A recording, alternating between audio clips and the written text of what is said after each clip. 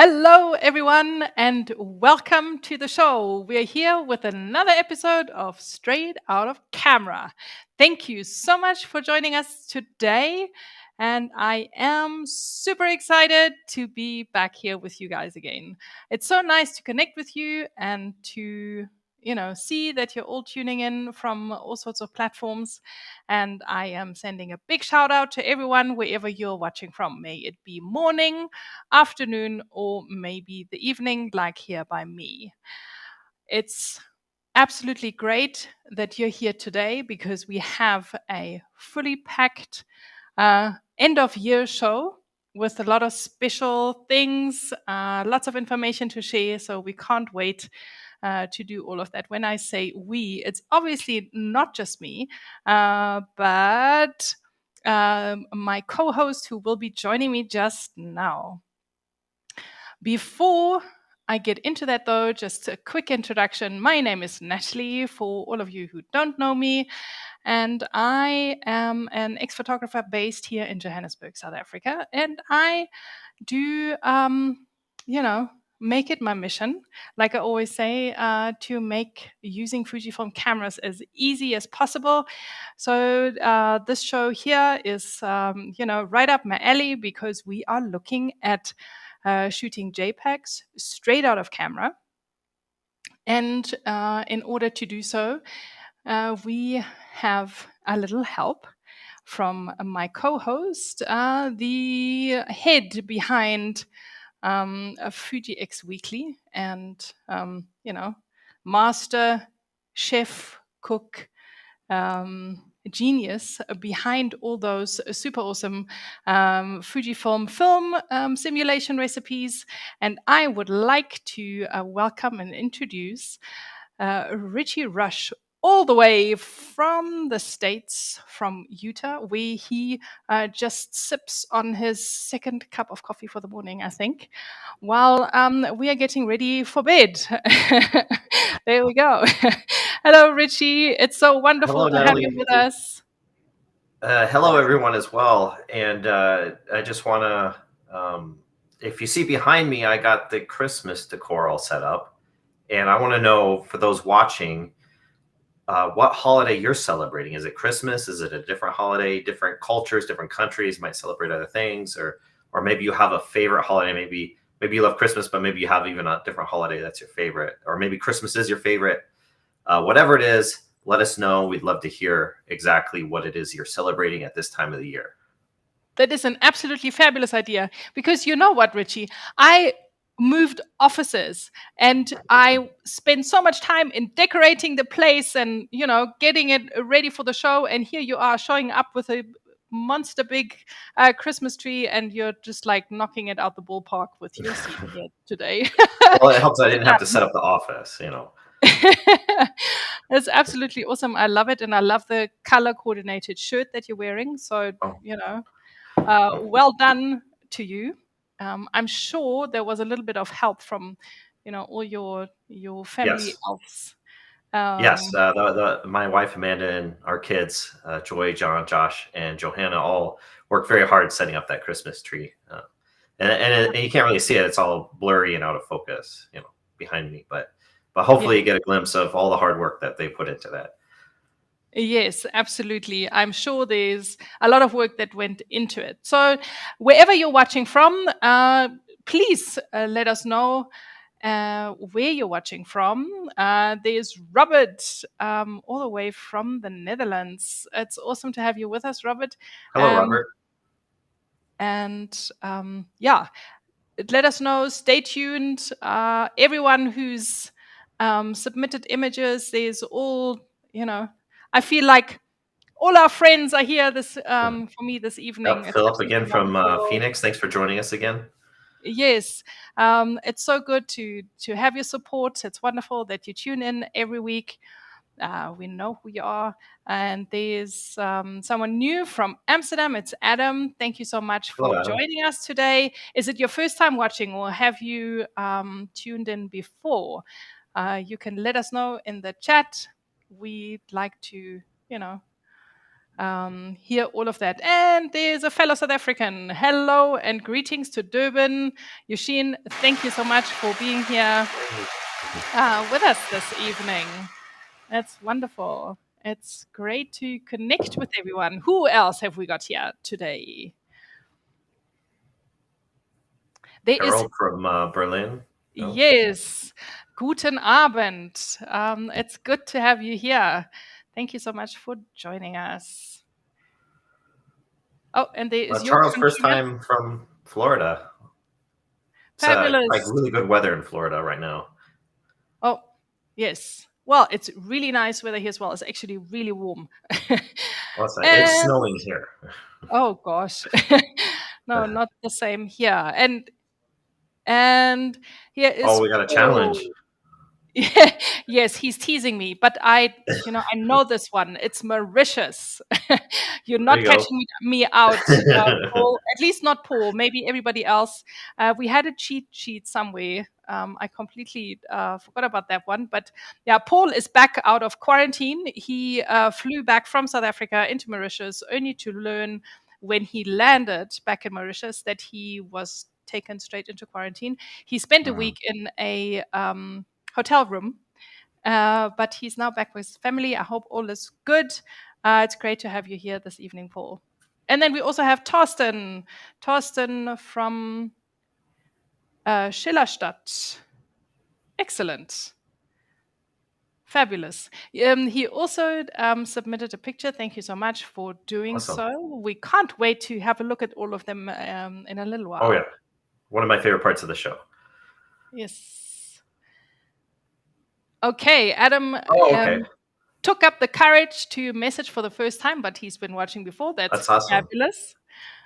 This show really takes your participation, everybody's participation, to really make it great. So we're glad to see you give us a little greeting, and don't be afraid to ask a question or whatever input you want to give. We'd love to hear whatever it is that you got to say. Yeah, we are here for you to use and abuse whichever way you want. It's wonderful to connect with everyone, and I'm really excited to be back here and to see so many familiar names. And Robert is here for the second time. Yes. Awesome. Thank you for tuning in again. Scott from snowy Wisconsin. So we have that connection of that there's snow. So yes, I bet it's a little bit more white in Wisconsin right now than here. Would it be colder in Wisconsin? It's just barely sticking right now. And Wisconsin would be colder? Oh, probably, yeah. Yeah. Okay. Oh, wow. Here is a serious globe trotter. It's Roger. He was born in Brazil, raised in Canada, living in Japan. Fantastic. That is. Yeah, I would absolutely love to live in Japan someday. So I hope to have that opportunity, maybe at some point through my life. That's pretty amazing. Yes. Yeah, brilliant. Marco from Italy, but oh wow, he's in Oman right now. Wow. Cool. So many people all over the place. That's fantastic. Oh, very exciting. It's so global. This whole film simulation recipe, straight out of camera, Fujifilm stuff it's just connecting the world like absolutely nothing else. Yeah, it's fantastic. Prasanna from India. That is amazing. It must be really late in India right now. So thank you for staying up for us. And then we have Charles from Florida. It's 82 degrees. A little warmer than our 30-ish that it is right now. Yeah. Fabulous. And then that is phenomenal. Yep. We have someone tuning in from the home of Kodak. That is wonderful. Perfect.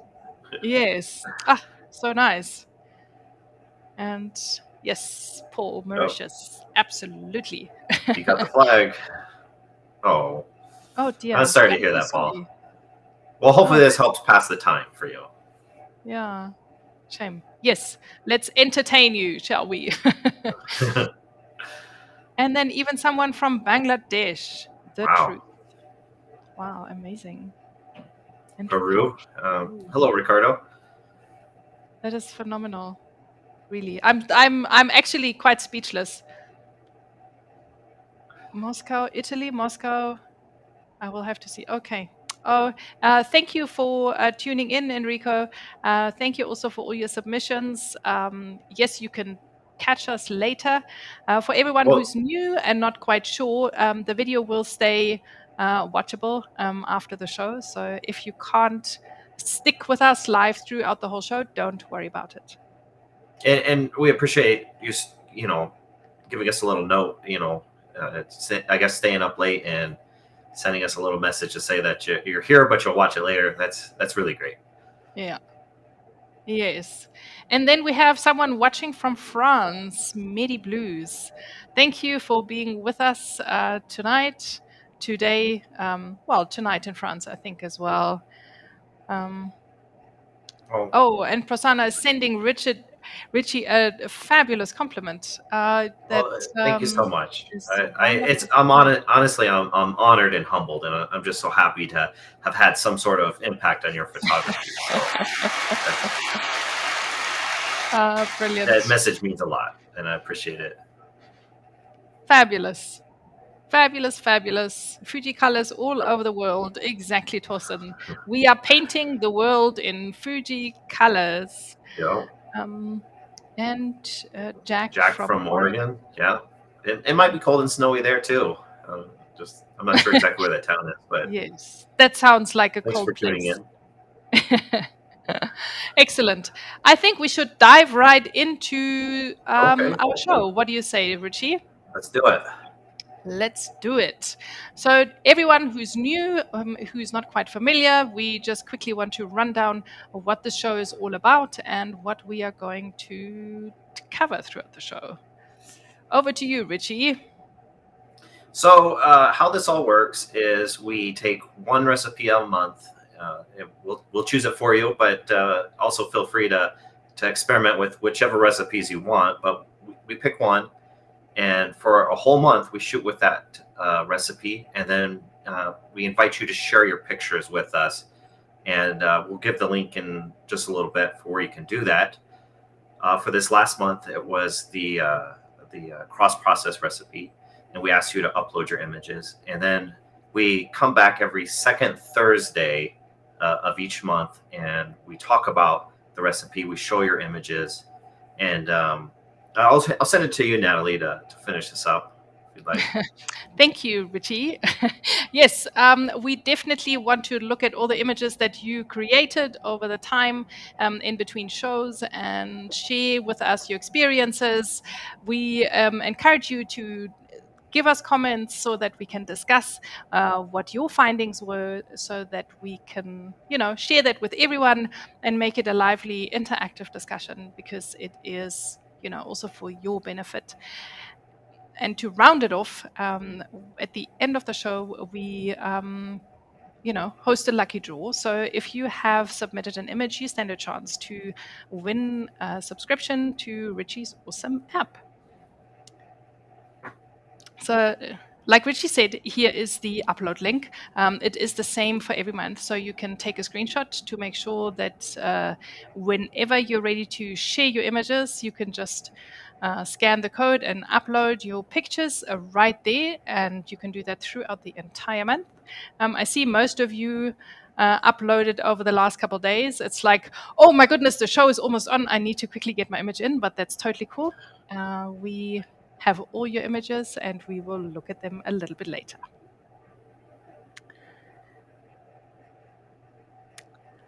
But yeah, so we're here to help you guys. So if you have a question about film simulations, about Fuji cameras, whatever your question is, be sure to ask it in the comments now, and we'll try and get to it during the show. It might be later in the show. We got a section set aside where if we haven't answered your question, we'll try and get to it then. But please think of what you want to ask and go ahead and put it in the comments, and we'll try and answer that during the show. And if we can't answer it then during this show, we'll try and get to it in the next show if we can. Yes, absolutely. So what we try to straightforward questions, definitely answer them straight away. If something that we feel is more valuable that we can elaborate on it, then we maybe make it a section in one of the upcoming shows, like we did with this particular one. Because we received a couple of questions, what this color chrome effect is all about and how you can use it. So we thought we'll make it actually a feature in tonight's show. And I would like to hand over to Ritchie to elaborate a little bit on the background of this. So all X-Trans 4 cameras have color chrome effect, and I think I think the GFX cameras may as well. And it's not on any of the older cameras, not on X-Trans 3. But where it came from was Fujifilm had a film called Fortia that they made in limited batches. And the story behind that I've always heard, I don't know if it's true or not, is that Fujifilm was making Velvia film and they messed up and they accidentally made it like way too saturated. And instead of just tossing it out, they decided to make it a limited run film to coincide with the cherry blossom festivals. And it was a huge hit. But an issue with it was that the colors were just so vibrant that they were kind of like overexposed. They lost their details. So the people at Fujifilm set out to fix that issue for future Fortia runs. And their solution was to darken the colors, darken the reds, darken the greens, so that it deepened them so that they would still retain their details. So they took that same principle for the Fortia film and applied it to their Fujifilm cameras through color chrome effect. And what it does is it deepens, darkens the colors so that they retain their details, even when they're very bright and saturated. So let's go ahead and look at our sample picture here. Can I just quickly jump in there for just 1 second? I am absolutely amazed at the fountain of knowledge that you have, Ritchie. I don't know where you find all this information and all those stories, but it's absolutely wonderful. And I love how it always puts things into context. And when you tell a story around a certain feature, it sticks in your head and it's so much better to remember. So I hope all of you can benefit from it as well. And I hope that was a little entertaining too, to kind of, it's not just something that somebody dreamed up in a lab one day. It was actually a real issue that the company had in the film era. And then that translates into something in our modern cameras. Yes. But color chrome effect, it deepens the colors. It affects reds and greens the most, and it affects yellows and oranges as well. It doesn't really affect blue. And we'll be able to see it here when we scroll through these pictures. You see that's with it off. And this is the Kodachrome 64 recipe, except for I changed color chrome effect to off and then weak and then strong. And you see that the reds and the greens deepen, which darkens the image a little bit. It can give it more contrast, especially if you have colors that are not darkening quite as much or not darkening at all. And if you have a color that deepens next to a color that doesn't, it'll add more contrast. In this case, it's all basically green, red, and a little bit of yellow. So the whole image actually gets a little darker with as it adds each layer of color chrome effect to it, each strength. What I find quite amazing is that when you look at the image, it in a way it does darken the actual colors, but it gives it more. It gives it almost like a bit of a shine. I mean, it's called color chrome effect for a reason, and you can really see that it's not just a dark blotch, but it's the areas really come alive with the effect on. So I really, really like that a lot. Yeah, it can make a big difference in a picture. Yeah, definitely. So you can let us know if there's if you've experimented with it, if you have used it, if this is all news to you, and what do you think about color chrome effect. And I mentioned that color chrome effect doesn't affect blue. So starting with the X Pro 3, Fujifilm added a new feature called Color Chrome Effect Blue, which is very similar to Color Chrome Effect, but instead of affecting greens and reds, it only affects blue. But it pretty much does the same thing. It deepens and darkens the blues within an image. Again, we have examples of it off, weak, and strong. Again, this is the Kodachrome 64 film simulation recipe. So, and you would traditionally, or you would use it mostly in landscapes to really bring out some kind of detail in a very blue sky, I guess. yeah, it'll make well, in film, the way that it renders different colors, each film is a little bit different. So as we're trying to, copy the aesthetic of a certain film, we can look at the blues and see how deep are they. And this is a tool to get us a little bit closer to that aesthetic. Yes, and we are very lucky because you do most of the work for us, Ritchie. When you create a recipe, you already have figured out how much of what exactly the look requires, and we can just copy paste those settings into our camera, and off we go. And then another thing I want to point out is that some cameras don't have the color chrome effect or the color chrome effect blue options. And if you notice, there is a difference when you're using weak, but it's not a huge difference. So if the recipe calls for color chrome effect or color chrome effect blue weak and your camera doesn't have that feature, you can still use the recipe and it'll look very similar. It won't look 100% the same, but it'll look very similar. Now, strong, on the other hand, is a pretty noticeable difference. So it's harder to use that recipe and expect to get similar results if your camera doesn't have those features. Yes. Guys, what do you think about color chrome effect? Are there any questions that we can maybe assist you answering? Or is there anything that, also other questions that you may have? So if anything that comes to mind, fire away. We are right here for you. Before we hop on into the next section, right now is a really good idea. And let's see who's here. Who's got a question? Lomé is asking, in your opinion, what's the best Film simulation? Thank you. Film simulation or recipe to get those dark shadows, desaturated colors, and strong blues like the movies? Yeah, that's a great question. And I think something that's important to note is in the movies, they're very careful with how they're setting up the light. They're very particular. It's a big setup. So to really copy what they're doing in the movie, you kind of have to do the same thing with your still photography and really control the light for it. And when you do that, you're able to get a kind of a similar look. Obviously, if you're looking for something with dark shadows and desaturated colors, Eterna Bleach Bypass is a good place to start.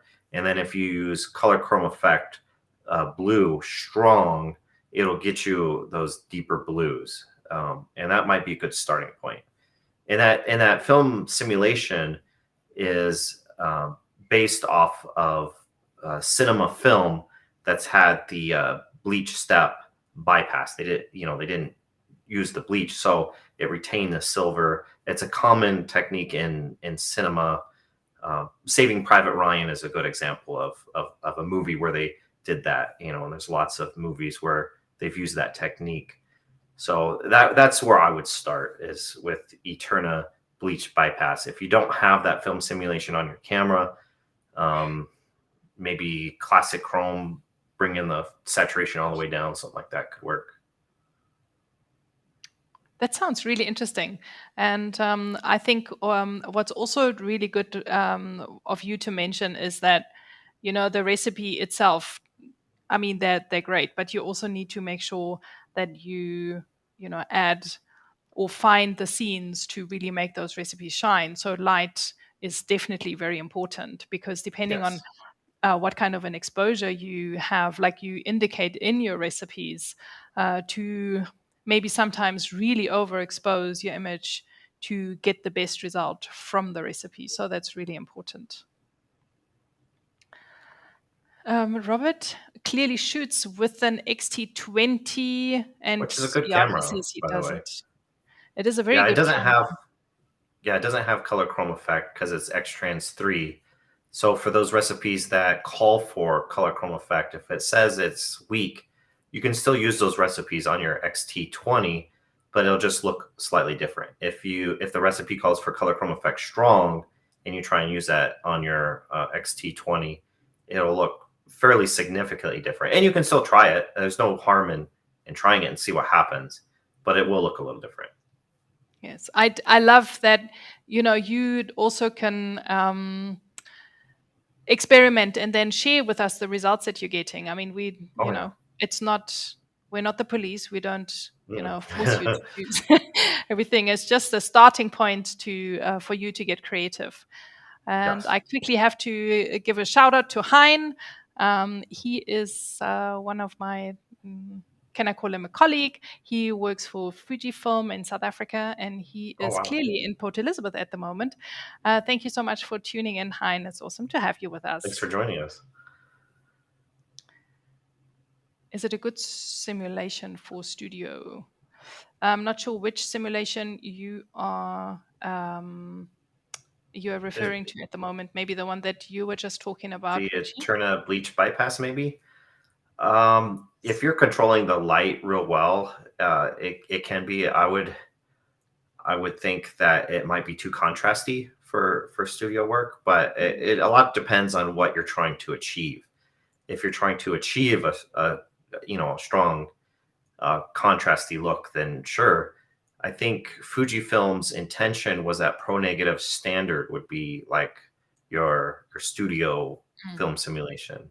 Yes, but you know what? But that doesn't mean that you have to, Yes. Why don't you try it out and you share the results with us, and then we'll see. Yeah. I like that. Yes. Oh, Randy, he's back with us from Los Angeles. Yes. Thanks for joining. That's fantastic. I think he's also a bit warmer than you, Ritchie. Hey? Oh yeah, absolutely. He can go to the beach today. I can guarantee that. Yeah. Hello there, Steve. Thank you for tuning in. It's good to have you here. Phenomenal. Another question. Do you have a favorite recipe for wildlife photography? I always find portrait of Kodak Gold works great, but I'm curious to try something else. Interesting about Kodak Gold. Oh yeah. Kodak Gold works great. I like Velvia V2. As that's I don't do a lot of wildlife photography. I wish I did more because where I live is a really good spot for like bird photography, and so I've done a little bit. But yeah, I would say when I do it, that's the recipe I typically go with is Velvia V2. But Kodak Gold, yeah, that would work great. Fabulous. So you are in the right place already, Adam. Mm-hmm. And then we have Martino, who's greeting us from Mexico City.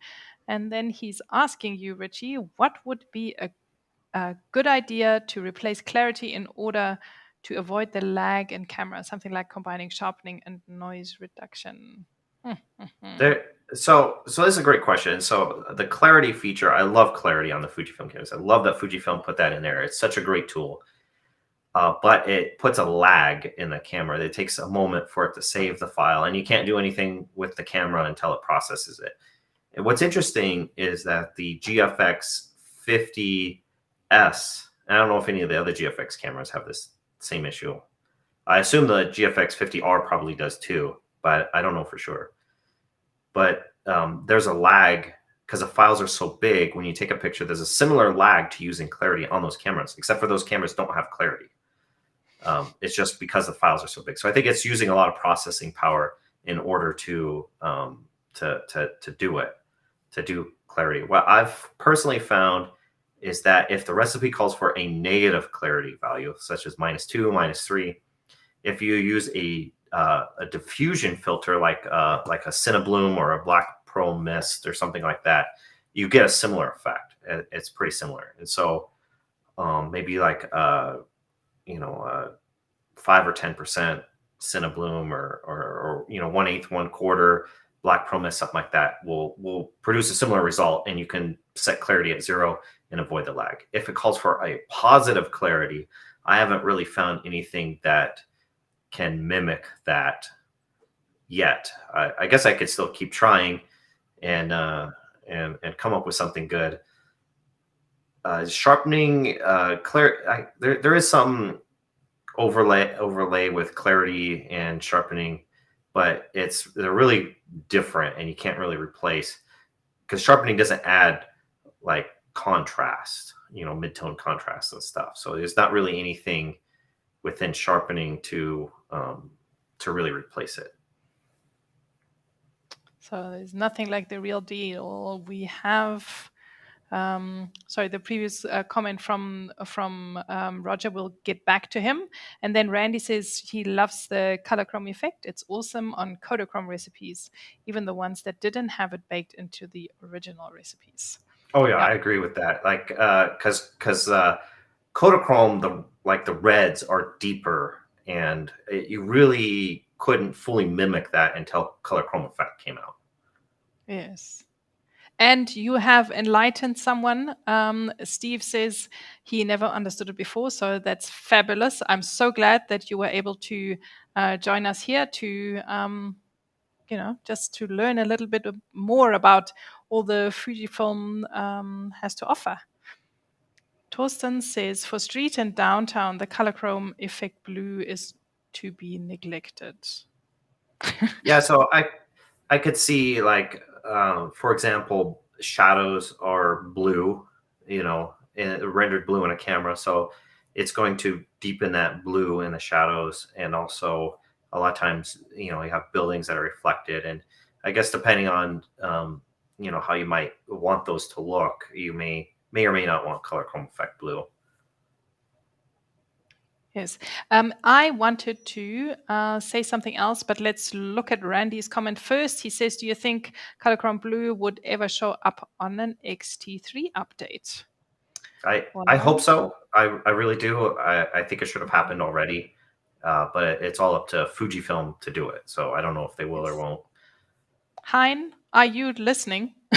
Can you please send a message to Japan that we want an update on the X-T3?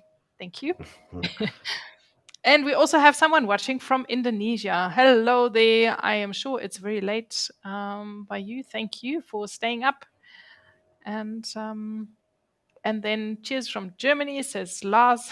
Lars from Mars. I like your handle. It's very nice. Thank you so much for everyone for tuning in. It's absolutely wonderful. T says, Ritchie, yesterday I was in the metro and decided to set the X100V on Superior 1600. This one is awesome. Works well indoor and outdoor, with winter even more. Well done. Well, thank you. And that's really an underappreciated and underutilized recipe.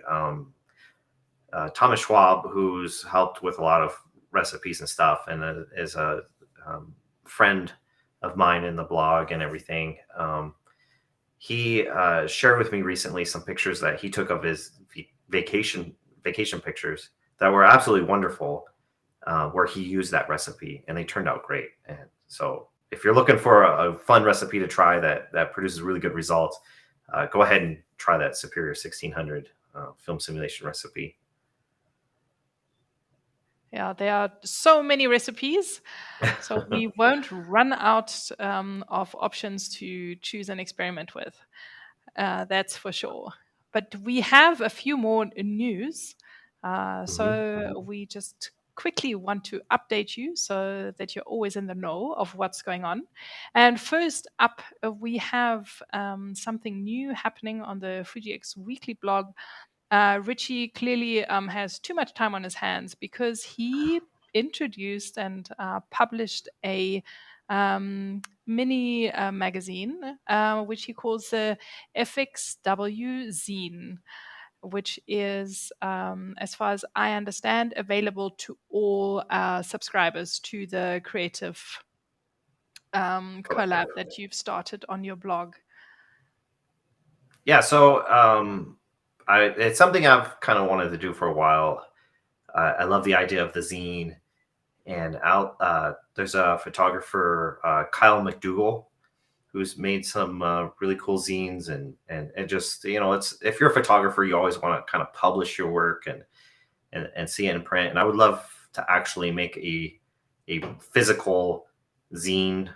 This is a e-zine, so it's electronic. You can print it if you would like.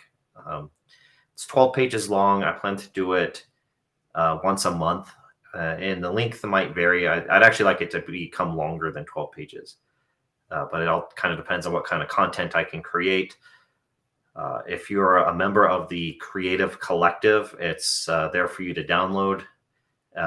If you're not sure what the Creative Collective is, visit my website, fujixweekly.com.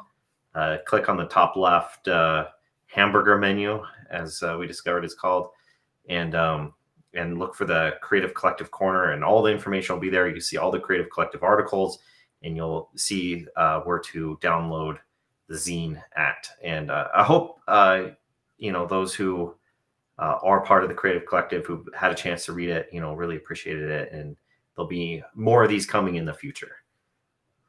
I absolutely loved it. I think it's a wonderful idea, and I really enjoyed reading it. And in one of our earlier chats, I said to Ritchie that, I'm, surely quickly becoming a speed reader, because there is so much information in preparation for all the shows. And when I saw that Ritchie's now publishing even a magazine, I'm like, okay, dude, slow down. I can't keep up anymore. And the fact that it's got a couple of pages with a few articles, and they are really interesting, but, short and sharp and sweet, with wonderful images to go with.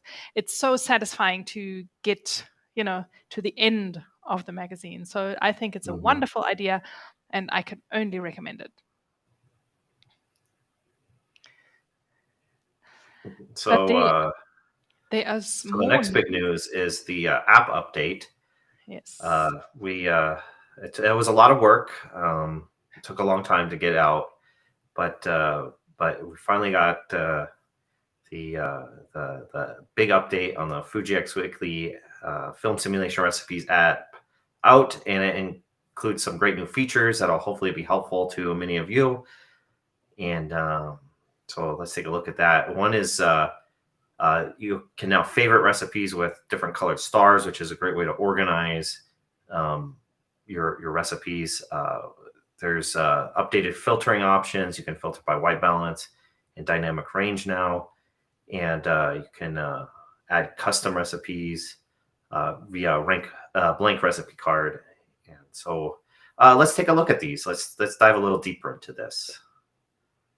Yes, because there's quite a lot of features that have been added to the app, and I think it's absolutely wonderful that you pushed through to give us a Christmas present and sent this update through before the holidays, so that we can really, take the time that hopefully everyone has a little bit more free time available, and just familiarize yourself and play around with it, and Yeah, and I see you've already got found a useful use for those different colored stars. You're able to organize the recipes into different categories by choosing a different color for each one. Yes, I did my homework. I tried to, in preparation for this, I'm like, I can't have no color stars in my app. And for everyone who's watching, the middle screen that you're looking at is actually my phone at the moment. And I obviously prepared this for the show so that it makes sense, and that I can just show you. If you use it for yourself, you would obviously, organize this differently. But I have, the special recipes for special occasions that we're looking at later at the top, and the recipes that we're discussing in the show are red. Then recipes that I've used before are green. Others that I still want to use are blue, and so on and so forth. So this is obviously totally up to you the way you want to organize it. But that's kind of like what I thought makes sense if I want to show you guys what this looks like. So I'm just scrolling down here. There's loads and loads of stars. And then eventually I thought, okay, I think I'm bringing the point across. It's really, quite valuable how you can organize the different recipes for yourself. So let's pick one, just any one that you want. Anyone that I want. Can we go with cross processing? Sure. Let's put that one up. Okay. So one of the new things that you can do on the app is you can click on a picture and it'll be a little bit larger. So if you want to tap a picture, and now it's larger, and you can actually scroll through them and see them just a little bit bigger. Okay. Unfortunately, we wanted it to be even bigger, but we're very limited by the size of the device itself. So, yes. But you can examine the pictures just a little bit closer now than you could before. And if you tap it again, it'll shrink back down to regular size. Okay, let me tap on the picture. And then if you are a Fuji X Weekly app patron, it unlocks the favoriting features, and then you'll be able to use the colored stars. So while we're here, why don't you tap on the star, and it'll bring up a little menu, and you can choose one of those 5 colors, whichever you'd like, or you can, if you've already put one on there and you want to take it off of your favorites, you can then click remove from favorites, and it'll take it off. So you can organize it however you want that way, or undo it if you want. And so those are a couple of the updates. So if you want to go back to the main page, okay, we'll talk about another thing that's been updated is if you click on the circle with the 3 stars in the upper right, or the circle with the 3 circles, 3 little circles, 3 dots. There we go. So now, before you could just sort it by name A to Z or date newest to oldest, but what's been added to that is name Z to A or date oldest to newest. So if you know that the recipe starts with a letter that's further down in the alphabet, you can find it more quickly by doing Z to A. Or if you know that a recipe's been around for a long time, you can do oldest to newest, and it'll maybe help you find it more easily that way. So there's a couple new tools, and those are available for everybody. The other thing on here is the new recipe. That's the blank recipe card. We'll just quickly demonstrate. If you click on that, it brings it up, and then if you select one of those that you just created, you can name the recipe. You can add your own pictures to the recipe from your camera roll, and you can fill in any of those fields that you'd like. There was the initial plan for the blank recipe cards was much more robust than what came out in the update. It was just so much code and so much complexity to it that we weren't able to get it all together in time for the update. But we're still working on improving this feature and making it better, allow you to export it, put it on. If you have multiple devices, you'll be able to put it on multiple devices. If you want to share it with a friend, you can do that. Or if a friend shares one with you, you'll be able to put it onto your device, and other things. There was a lot of things that we were hoping to add to this feature that we just couldn't get done in time. So hopefully this is okay for now, and just know that it's going to get better. Yes, but I think it's phenomenal, and it's great to know that there's things that we can look forward to add in future. Yeah, and so if you made your own recipe, or if you found one online somewhere, such as the Fuji X Weekly community's recipe page, or anywhere else on the web, and you want to add it, you can to your phone. You can now do that. And so, and those can also be removed if you made one and then you're like, oh, I don't like this, and you can also delete them. That's an option as well. Yes. So then. Did you hear that? It had like a weird echo. Yes. Sorry, the connection just dropped, but I think we're back. Okay, so if you get out of this and go back to the main page, and go to filter. So this is the next big thing that we added. Is on the very bottom there, you have filter by white balance or a filter by dynamic range. And these are probably the biggest new features that'll be helpful to people. And if you go to filter by white balance, how this is helpful is not only if you find yourself in a situation, if it's a daylight situation, you can pick a recipe that uses daylight. If it's a artificial light situation, you can find a recipe easily that maybe uses fluorescent or Kelvin or something like that. But where it's most helpful is that if your camera is older than the X Pro 3, it doesn't save the white balance shift in the custom menu with film simulation recipes. But the camera will remember one white balance shift per white balance type. So if each of your C1 through C7 presets uses a different white balance type, then the camera will remember the white balance shift for each of those recipes, and you won't have to change it. So you can use this to find 7 different white balance types, recipes that use 7 different white balance types. Or if they use the same white balance type and the same white balance shift, you can have 2 recipes that way, and you won't have to worry about changing the white balance shift every time you change custom presets. Yeah, that's definitely very helpful. So then if you go to dynamic range, where I found this useful, I wasn't sure how this was good. People asked for it. I wasn't sure how this was going to be useful. But then what happened is I took a picture and I wanted to, with a certain film simulation recipe. And then I thought, I didn't really want to use that film simulation recipe for that picture. How can I reprocess this? And of course, you're limited to whatever dynamic range you captured the photo in. So in this case, I used the recipe that I had captured with used DR100. So I was limited to recipes that call for DR100.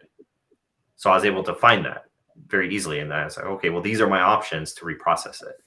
So that may be a good way to use that new filter. Or if you're in going to be in a strong light, very contrasty situation, and you're looking for recipes that just will deal with that the best, maybe filtering by DR400 or D range priority or something like that could be helpful. There's lots of things to keep us. So I'm hearing an echo, and I'm not sure if anybody else out there is hearing that as well. But I apologize if all you guys out there are hearing an echo. But I'm hearing it through my end. Yes, I think we've just lost some kind of a connection somewhere. The guys in the back are trying very hard to get that sorted out. I can hear myself as an echo, like I'm standing in a cave, so I'm sorry about that. But I'm sure we will have that sorted in no time. So maybe if you want to carry on, Ritchie, just for a moment, so that I don't have to, sound so very echoey. Oh, I mean, it just now got fixed. Okay, but now I'm echoey. So I apologize for the echo, and hopefully it's not too bad on your end. We can move on to the next segment. I think we covered the app update. I hope you all are enjoying the new features, and hopefully find it to be useful to you in your photography.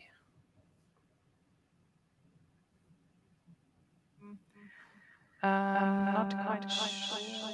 Yes, we're still hearing the echo. So let's move on with the new section. Can I just get from the team in the back just a little bit of an update as to where we're at with the audio? I feel like we need to be floating in space or something with this echo. Like we should be in spacesuits. Should be nothing but stars and planets behind us and just floating around.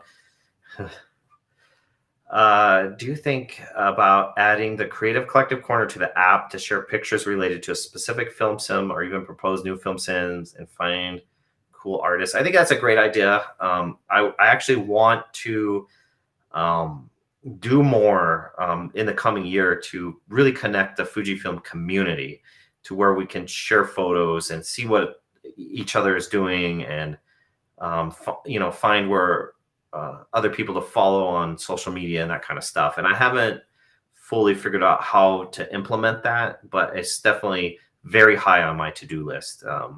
Is to really be able to connect us all better in that way. So we'll do. There'll definitely be something coming. I'm just not 100% sure what it'll be yet, and I definitely appreciate the suggestion. That is awesome. We can probably move on to the next. I think there's more news items. We can move on to whatever's next, unless we're stuck in this. Oh, here we go. So a big piece of news is that we have a new website for this show. It's www.sooc.live, and it's still a work in progress. It's under construction still, but you can go there and there's great things. You can watch the older episodes and you can connect with us. Eventually there'll be more on here. So check it out when you have a chance, www.sooc.live.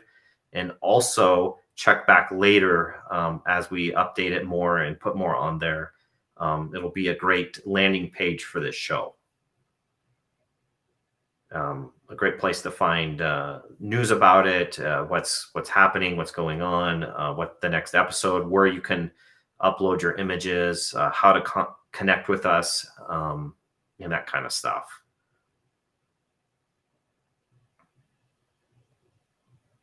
And then,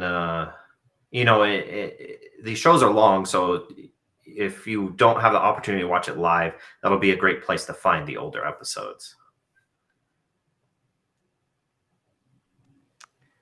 Okay. I'm not sure. Well, you're still got lots of echoes. Did you want me to? I can talk about this. I still might be a little echoey too.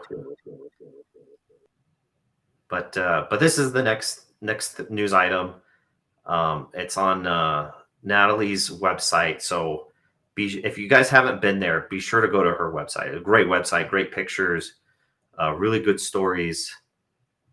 And she's introducing a new segment called Mindful Mondays.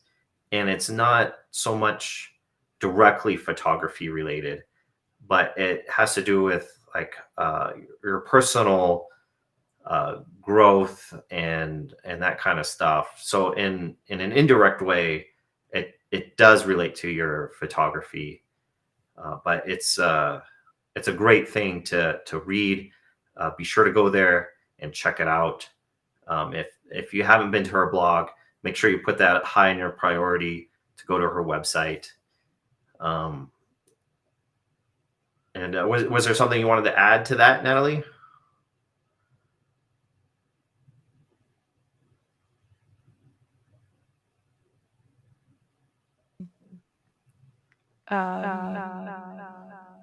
Okay. But the echo is still there. I'm very sorry. You're doing a great job. But we can carry on. Okay, so yeah, we'll just keep rolling. Make sure you go to our website. Make sure you find the Mindful Mondays and read it and take a look. It's worth your time for sure. But let's advance the slide so that we can move on in the show.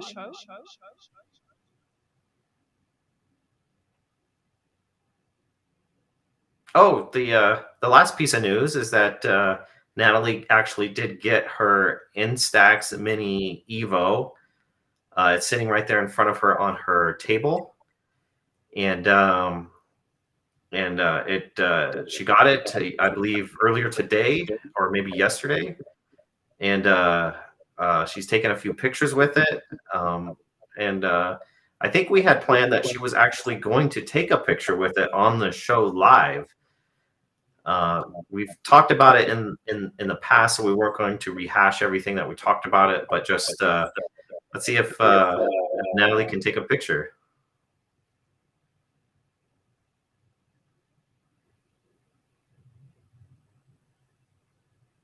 Oh, she's going to use her X Pro. She's got X Pro 3 there. And let's see. She's setting it up. Oh, I think she took the picture. And I think at some point it's going to print out an Instax image. So this is a digital Instax hybrid. And so you can actually use it as a picture from your phone as well.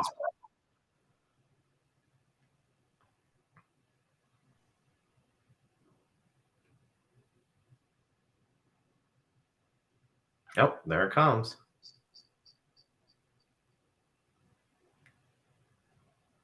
Yay.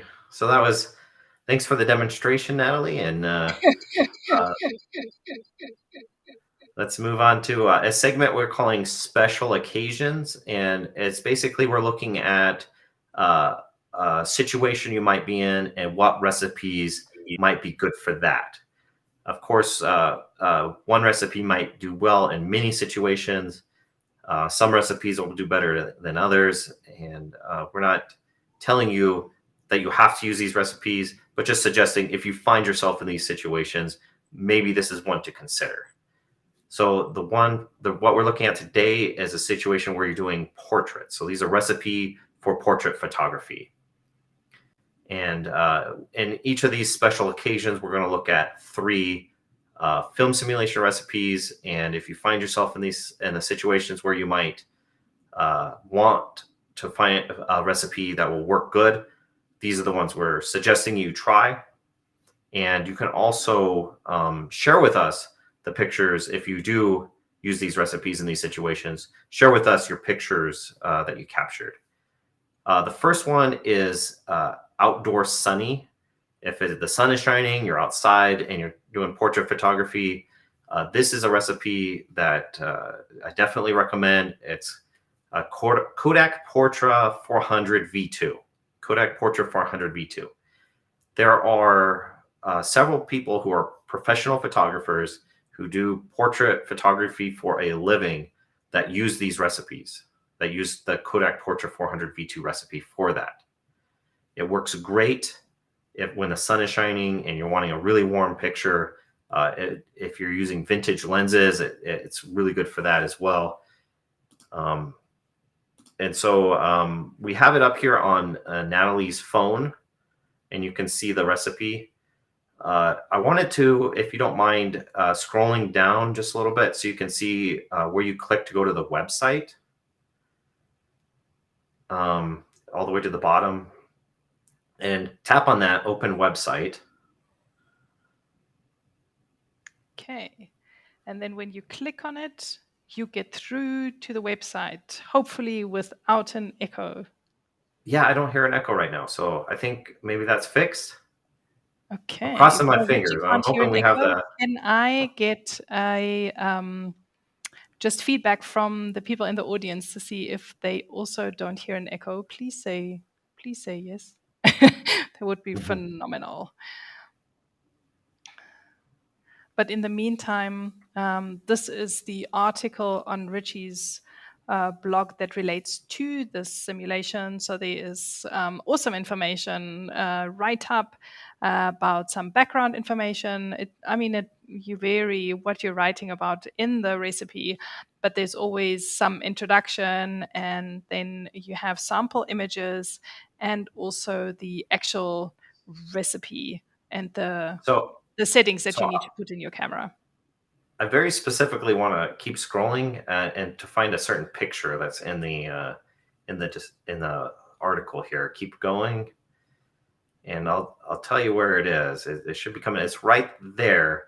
So if you stop there, there's a photographer in those pictures. His name is Julian Jari, and he's a great cinematographer. Look him up on YouTube. He's also, look him up on Instagram as well. And this recipe was created with his help. He actually shot some Kodak Portra 400 film and then used an X100V camera to make a comparison side by side to help create a recipe that was accurate to his film. Of course, film can look different depending on how it's shot, developed, and scanned, and that kind of stuff. So that's why there can be several recipes with the same name. There's a different Kodak Portra 400 recipe that was also created by comparing film side by side with a different photographer. But this recipe is intended to look like his Kodak Portra 400 pictures. And they look absolutely stunning. I think I want to just, celebrate the fact that I'm back out of isolation and that I can now speak again. I'm not sure if it was that the team wanted to get me quiet and give you more opportunity to speak, Ritchie, but I think I'm back now, and I prefer that much more. I'm sorry about the silent demonstration of this very cool new camera, but anyway, I'm sure I will write about it some more in the next couple of days. Anyway, let's get back to the recipes, Ritchie. Okay, so that was if you find yourself in a sunny outdoor setting and you're wanting a warm portrait recipe, definitely try Kodak Portra 400 V2. And so now let's move on to the next one. The next recipe was created specifically because I was going to be taking pictures of people. And it's good for sunshine, but I found it also very good for in a situation where you're outside and in the shade, or maybe it's overcast or something like that, not bright sunlight. I think Kodak Portra 400 V2 doesn't do as well in these kind of situations. But this recipe does very well when the sun's not shining bright, when it's in the shade and that kind of stuff. You can get a very natural look. It's colorful, but not too colorful. And this is a recipe that I personally use in those situations. Yes, it looks absolutely phenomenal. And what I and it's just simply called Pro Neg High is the name of the recipe. Yes, and if you have the app open, you can use the opportunity to write yourself a little note in there so that you can, have crib notes of all the wisdom that Ritchie shares with us, so that we know when we are looking for this recipe, all the things, all the situations, and everywhere where this recipe is particularly useful. Mm-hmm. So this is what I've done for myself as well. Yeah, the notes section is really a great place to put different things that you want to say about a recipe, when to use it, even keep track of what pictures you took while you had while you're using the recipe and that kind of stuff. So hopefully you guys are using that notes feature and find it useful. The third situation here for portraits, we'll get to that, is indoor, and I kind of mean indoor under artificial lights. When the lighting conditions are not real ideal and it wouldn't normally be a good time. You can use this recipe in many, situations, but I think where it just really shines is in indoor, maybe mixed light or just kind of weird artificial light. It's the best recipe for that for sure. And it's called Fujicolor Superior HG V2. So Fujicolor Super HG V2. That's the name of the recipe. Yes, I absolutely love this photograph here, by the way. Yeah, thanks. Yeah, that you like if I had used, for example, the Kodak Portra 400 V2 for that picture, it would be extremely yellow. But this recipe cuts through the crazy light and produces a very nice image. That's awesome. Thank you. That is fabulous. So we invite you to try out these recipes, to see how you like them, what kind of results you get. And even though we have this recipe for the month that we are asking you to submit the images for, but you do not need to hold back in trying to share the results that you're getting with other recipes that we are talking about. As long as you just make sure that either you name the files that you upload, or how other people have started doing, they actually upload a document together with the images to communicate with us what they have uploaded. So just as your reference, make sure to screenshot this so that you have like a bit of a what do you call it, a card to next time you want to shoot portraits, you have available all these different beautiful recipes. Or use the stars in the app. Yes. Maybe make you got them yellow, maybe make them purple or whatever color you like. Exactly, any color you wish. Yes, and I think it's a good time to move on and to actually look at the recipe of the month. We've had a couple of weeks. We've had about 3 weeks to try out this funky new recipe that gives you really different kind of results. We have, done the same and had a look at have tried out this recipe and have some sample images. But before we get into the samples, we have a really cool introduction video by Dave Mihaly, who was very kind to let us share this with you. He's on YouTube under the name of The Old Camera Guy. And we are going to quickly see what he has to say about cross-processing in the traditional sense. So we'll be right back after this. Today we've got to look at cross-processing Fuji Sensia slide film. Today we're cross-processing some Fuji Sensia 200 slide film that expired in September of 2008. So cross-processing, which is also known as X-Pro, is really just processing your film in chemicals that are different than the standard ones you would typically use. Now, technically, when I developed my Cinesto motion picture film with C41 chemicals rather than the standard ECN2, that could be considered cross-processing. One of the most common forms of cross-processing is when you take slide or positive film and develop it with C41 chemicals rather than the standard or typical E6. And that's what we're going to do here today. Now, some people like to cross-process just for the aesthetics. They like the look of it, the different contrast, the interesting color shifts that you get. My reasons were a little bit more practical. Number one, I just don't shoot enough slide film to warrant getting my own E6 processing kit for home use. Number two, processing with E6 can be pretty expensive, so cost was a little bit of an issue. Number three, it can take a while to get your slides back from the lab. It can take a week or more before you get your film back. So for all those reasons, I decided to go ahead and cross-process my Fuji Sensia film with an old Cinesto C41 kit. Now, the cameras I used were my Canon EOS 300, my Canon Rebel T2, and my Holga 135BC. You may recognize some of the images at the end of this montage from my Holga Week 2019 video from last fall.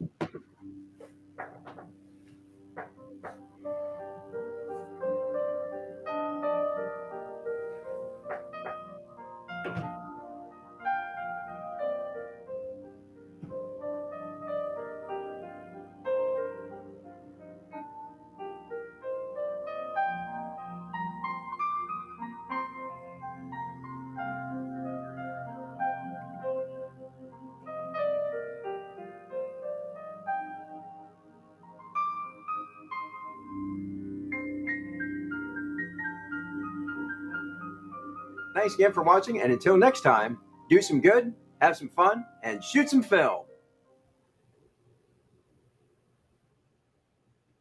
Yay.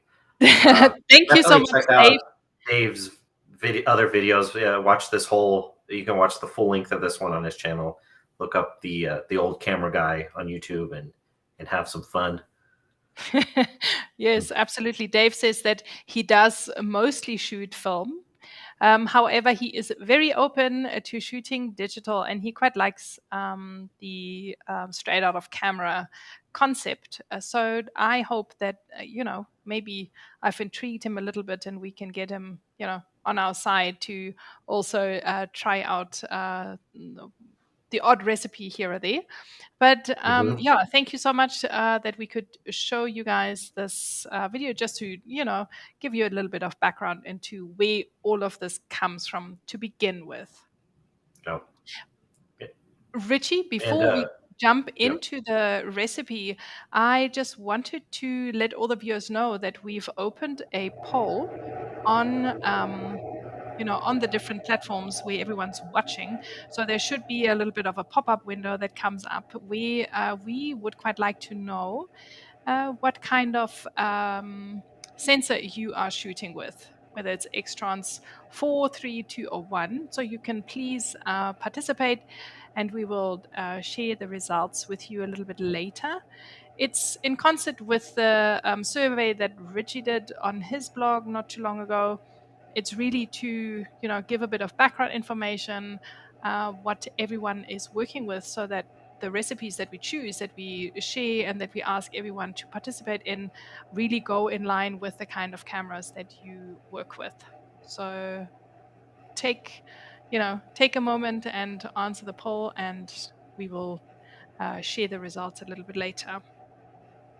But for now, into cross-processing, shall we? Yeah, that video was so great to give you an idea of exactly what cross-processing is. And the recipe that I created, this cross-process, is more of a generic cross-process look and not modeled after a specific film. I think sometimes it does look like Sensia that's been cross-processed. Sometimes it doesn't. I think sometimes it looks a little bit like Provia 100F or 400 or Velvia 50, or even sometimes like an Ektachrome kind of film.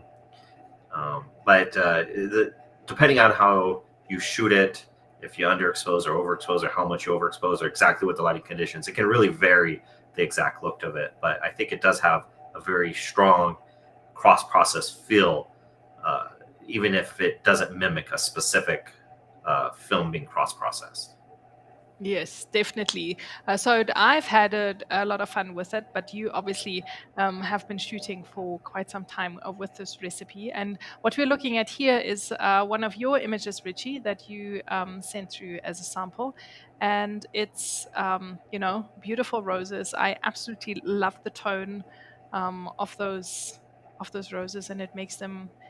It puts me into a 1970s movie a little bit, Yeah. where the quality of the colors and just the look really puts me right in there. And someone is about to pick this rose and hop on their bicycle to ride over to hand it over to someone they really love, or something like that. So there's me and my crazy ideas, but I think we can move on to the next picture. Yeah, and this one's interesting. Anytime I see like a window that's covered with some water or raindrops or whatever, I always think that there's a photographic opportunity there. And obviously, it caught your attention in this case, and it's very abstract in that you can obviously tell that there's something in the background there. On the other side of the window, but you can't see exactly what it is. So I love that, being less literal and being a little more abstract. But the colors are what's really interesting, and the how the recipe shifts to more of a yellow. Sometimes it's more green. It's what it kind of looks a little maybe less digital in that sense.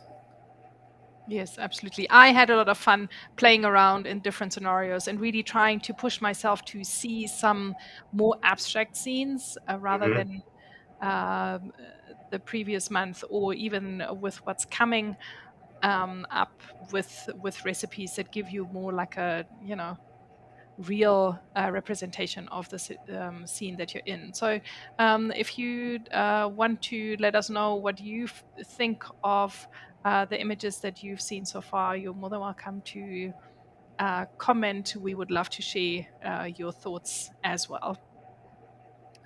While we are looking, Randy says it's beautiful. Love the C41 cross process pics, which I think are the ones from the video that we were watching.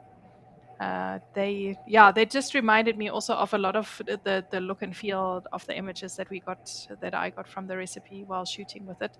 And what we're looking at here is one of Ritchie's recipes, and I absolutely love it because I love opposing or complementary colors in an image. So those blue dustbins just jump out at you.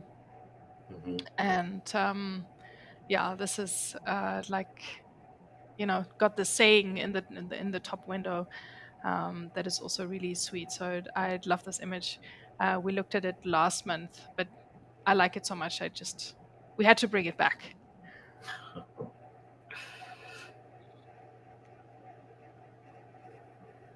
And then the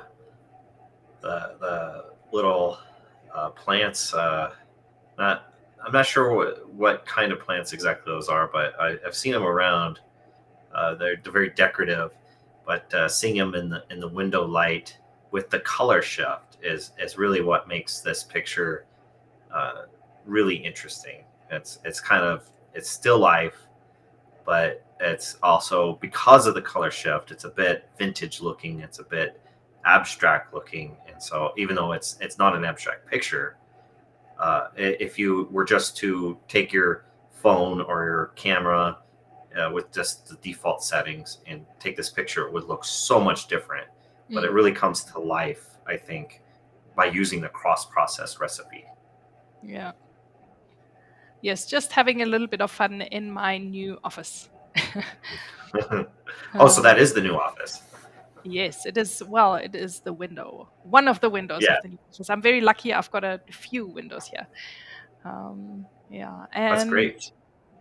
Yes, and looking at this image, it is Ritchie. Is it a train station or a shopping mall? No, it is a mall. It is a mall. It does kind of have a train station look to it, almost like a Grand Central Station kind of look to the architecture. But it's a mall. But it's definitely an image that you took recently because it's got Christmas decoration in it. So.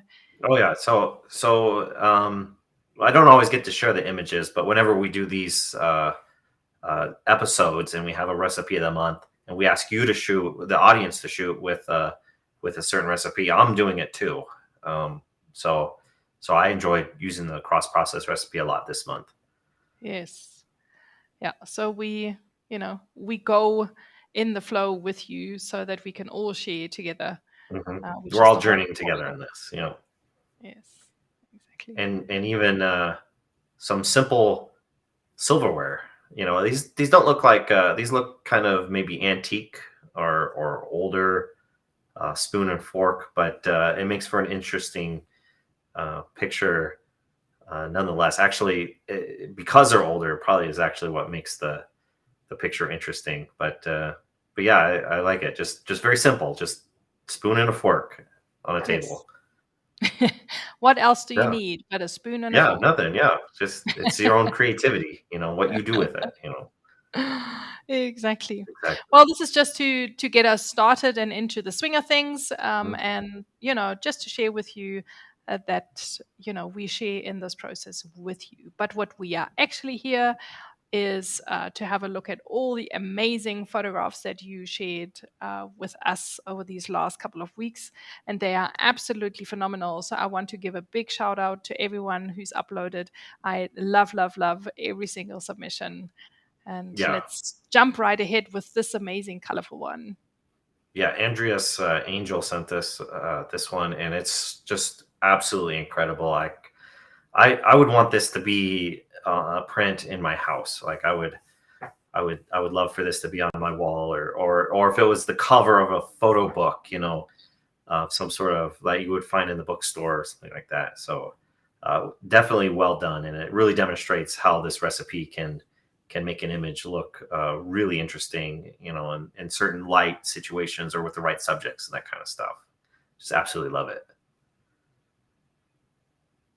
Oh, and this is a good point. Thanks, Kathy, for commenting. And I want to invite all of you out there to comment on the pictures. If it's your picture, you can give us a little background on it. If you like the picture or you have a comment you want to say about the picture, definitely do that. Put that in the comments, what you think about the picture and all that kind of stuff. And then Kathy, who I just commented, sent us this picture. And it's a simple Santa decoration, obviously Christmas time. But what caught my attention was that Santa's going from right to left, and in the background, there's an airplane going from left to right. You can see the contrail. So that was a good use of that element in the picture, whether intentional or not intentional. I don't know. I found it interesting. Yes, really well picked up on this detail. I missed it in the beginning, but yeah, you're absolutely right. So well done to you, Kathy, and thank you also for constantly submitting, regularly submitting your images. It's absolutely wonderful to always get a glimpse into the life that everyone's living in between the episodes.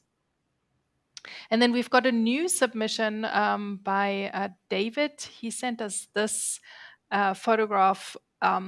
I think it's probably of an umbrella that is not fully opened, or a canvas, or a canopy, something of that sort, with a nice lace. And I love the mood and obviously the colors. Who knows what the umbrella really looks like, but the detail in it, and just a creative abstract snapshot of this is really cool. So extremely well done on this. Thank you. And then we have the next submission, which is, on the other side, very ordinary, very industrial, yet so extremely well captured by Emily. These pipes and whatever it is that these pipes are actually doing, but it's I absolutely love it. I think it's well seen and captured, and the recipe really makes this look extremely interesting. So thank you, Emily, also for your submission.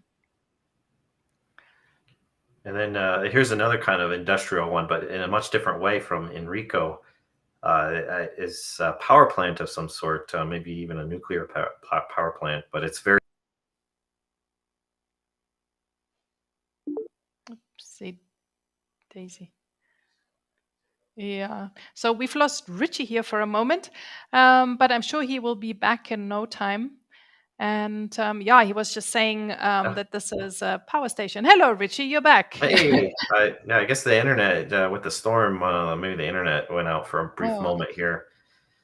But yeah, it's kind of like it almost has like a cold, almost end of the world, like The Walking Dead kind of feel to it, or something like that. But yeah, it's very good. Yes, it is totally. I also really enjoyed that one. And then Juan Gonzalez. What's interesting is this a night picture, and I've never actually used the cross-process recipe at night, so I wasn't sure exactly how it looked, but it looks really good. This is really cool. I like it. Yeah, I also really love the scene and all the lights and reflections. So well done on that.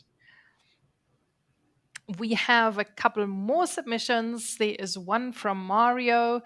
He is last month's winner of the subscription. I hope that you enjoy the app a lot. He also sent me a message earlier on saying that he really struggled to find a scene where he could use the recipe. And I just said to him, I'm glad that we gave him a workout. And that is exactly what we, are trying to do, just to put you in a different scene, just to make you think and, give you, a reason to just go out there and think maybe a little bit different and actively look for different things to photograph. So I'm glad that you found a really nice scene. So thank you very much for sharing that. I do love it a lot as well. Just as I do the next image, which is from Martino. The scene is really cool, and the sentiment of this gentleman sitting on the top balcony there, I really like it, and it's phenomenal in cross process. It looks really good. Yeah, and the little surprise in this one is actually the curtains in the bottom right window. I think like that's like you go around the picture and you see these different things, and that's kind of like the little surprise at the end as you see those red curtains. I think they're red. Again, well spotted. It's all in the detail. Now, I want to know where this is. I want to go to this town. I don't have any idea where this was captured. Yes. Björn, So, if you're watching, please let us know where this is, because it looks, it really looks like I don't know, something out of almost like a Hobbit or something. I'm not quite the Hobbit in desert land or something. So yeah. let us know, and if you're watching, this after we've gone live. And Mario is helping us out. He says this is Malta. Okay, that's interesting. Malta, okay. Not quite, Yeah. not quite the Hobbit, but close. Yeah. I definitely have to visit this place. Awesome. Yeah, it's such a cool town and so well captured. So, yeah. He is Popeye watching. Village. Yeah. Ian is watching. Hello, it's so good to have you here. Thank you for enlightening us. Popeye Village in Malta, fabulous. We'll go there one day. It was Okay, used. it is a movie set. That makes sense. Yeah, it's a really neat looking place, though. That's for sure. Yeah. Thank you. So many things to learn. And then Peter sent us this picture, and this is a little bit because we're getting closer in, even though we can tell it's grass and we can tell it's dew or rain or water of some sort on the grass. It is a little bit more on the abstract side of things. Yes. Yeah, it's really well done, and you can see how the color shift of the cross-process recipe really brings out those greens and yellows. Yes, yeah, very, very nice picture, Peter. Very nice indeed. Mm-hmm. We have another night scene that Philip submitted, amongst many others. Like, I just want to take a moment to, congratulate everyone on their stunning images and on the multiple images that most of you are submitting, which is fabulous. So we can pick and choose and feast our eyes on all the creations that you've made over the month. We have to choose one, otherwise the show would be, 3 or 4 hours long. But what we will be doing from now on, that the slideshow that we are publishing after the live event, we will add a few more of your images in so that everyone can share in more of the images that you submitted. So please don't hold back in submitting. And this is one of the Philip's images. It's, a night scene. It's showcases so well all the different colors and the color shifts that are happening. So I really enjoy this scene a lot. So what I want to know is what Philip ordered. Which of the famous 5 did he get at this place? That's yes. We hope it was good.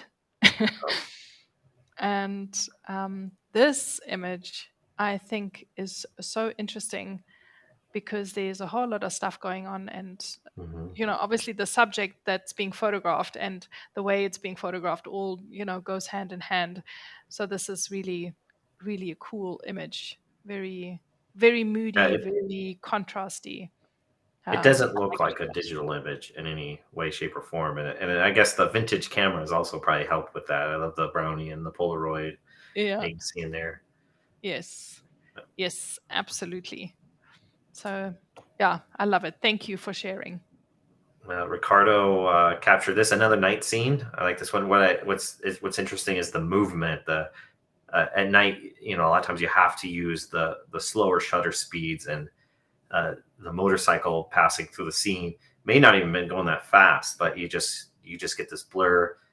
Even the person walking in the background on the left is a little bit blurred from his movement, and that's always fun when you can add that element of motion into the picture.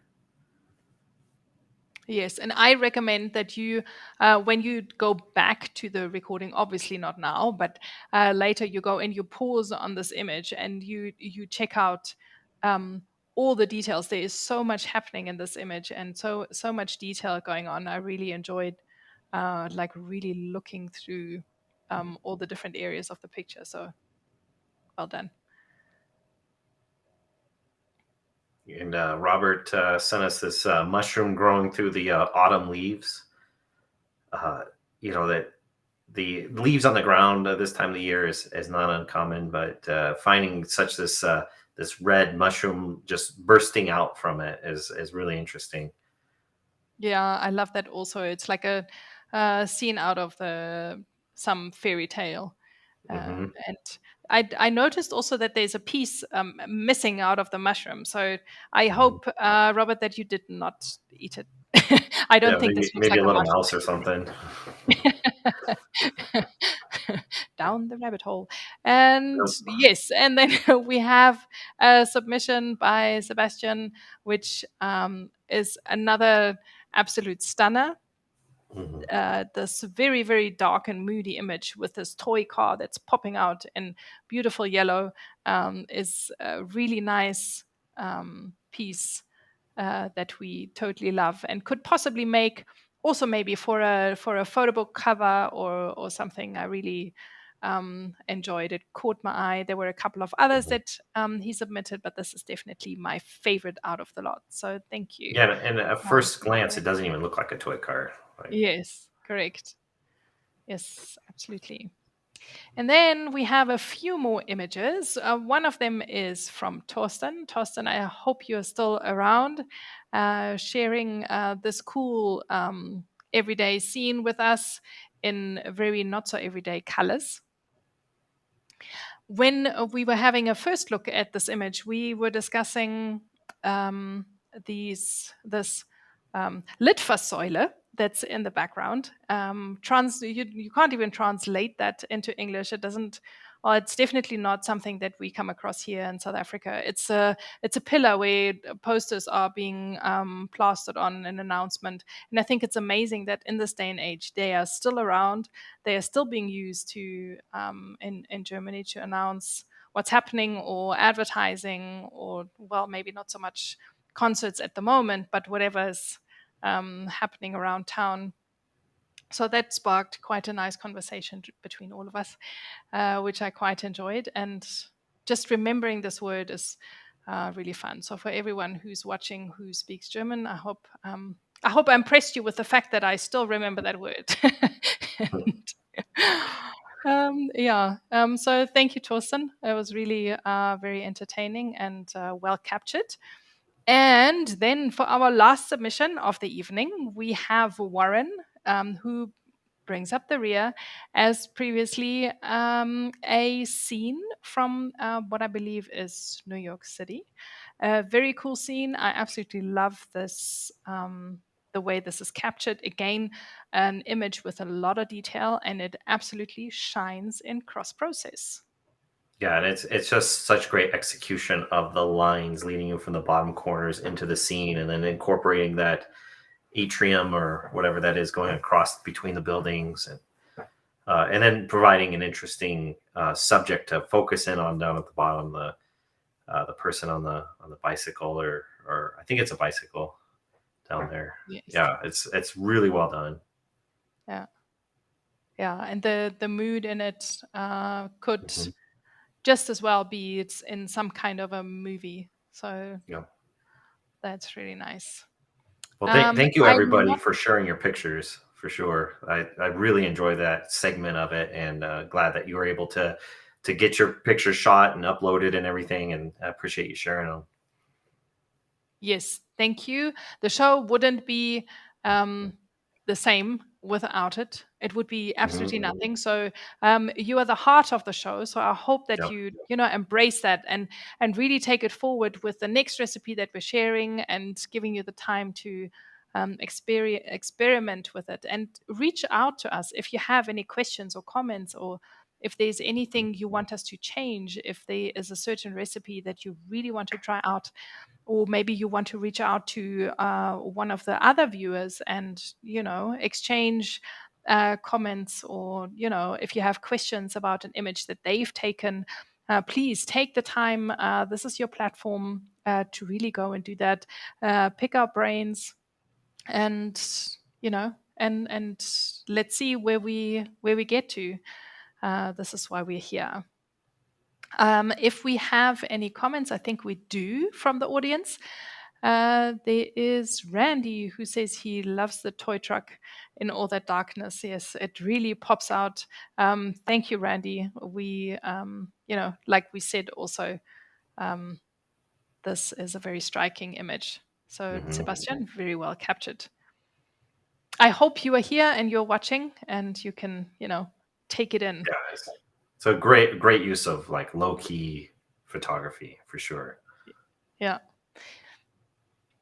And I think the team is looking for another couple of comments that were made on the different images. So we just want to go back there. Aha! And there's Philip. There we go. He actually did order some food.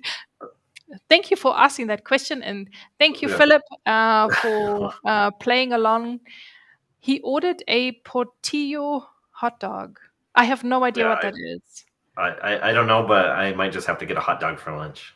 I'm sure it won't be as good though. Yes, well, it sounds phenomenal, and I hope you enjoyed it a lot. One day when I'm big, I may also have that. Randy says, I tried to use the glass to enhance the effect. Yeah, the reflection in the glass. Yeah, it really worked. It was a great execution. Yes, you did a fabulous job. You really did. And it's nice to see that, people are really creating, we're creating images. And this recipe, I think, called for a lot of that, because it's not so straightforward like some of the others. So well done again. Yeah, I did catch the airplane. Yeah. Yeah. So again, well done to you, Ritchie. And obviously, well done to you, Kathy, for also catching the plane. This was nice. Have we got any other questions or comments in the audience? If not, maybe we can move on. Any more comments? No, I don't think so. Don't hold back. You're welcome to ask us any questions while we are well on our way into almost 2 hours, Ritchie. Wow, that's amazing. Like, it's supposed to be a 45-minute show. We're about an hour over, Yes, we are. But it's our bumper Christmas season special. So, you'll take in a double portion this month, and, to make up for what's not coming in January. Yeah. But while we are here, and while we are wrapping up cross process, we are jumping right into our next recipe. And now you can, sharpen your pencils, get out the app, star away the next recipe that's coming. It's Kodak Gold 200. I am super excited about this one. Well, I think I'm always super excited about all the recipes because it's so nice, and I absolutely love experimenting with all the different ones. And this one is, a special one for the special season. And we want you to, really dive in there and create lots of different images. We, always try to make sure that we give as many of you the opportunity to shoot with it. But obviously some recipes, call for newer cameras. But this one is, for everyone in the community, because it really is compatible with X Trans 3 and X Trans 4. So there should be, most, if not all of you, who should be able to dial this into your cameras and get some super awesome looks and experiment over the next little while with these kinds of looks that Ritchie and I have created so far. So should we have a peep at our sample images? Sure. Ritchie, you starting out with, winter is definitely upon you in every way. So there is an ice machine, I think you call it, Zamboni, yeah. That is being ridden by this big guy. So tell me what's happening here exactly.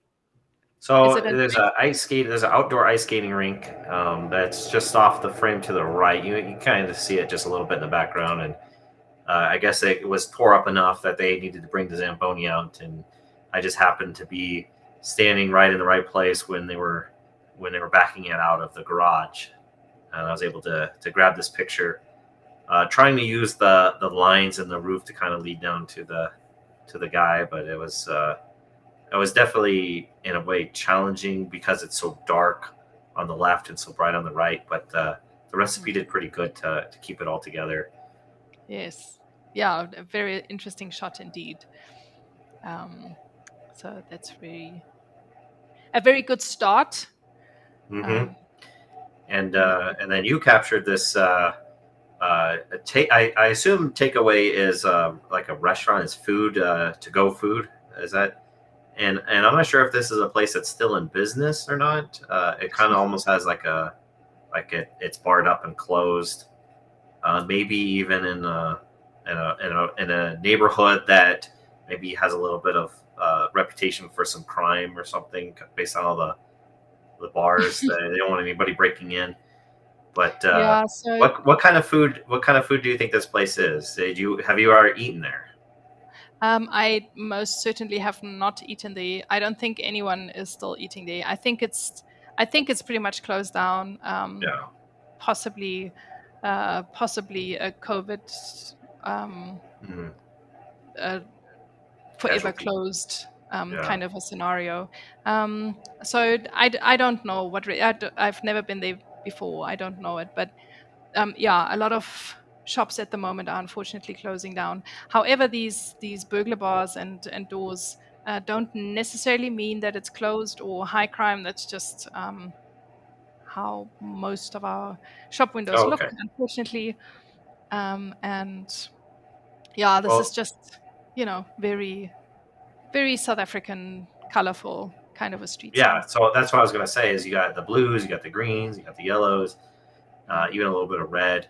And so you can kind of see how the recipe handles those different colors. Yes. And on the other hand, we have a shiny downtown Salt Lake City, I assume. Mm-hmm.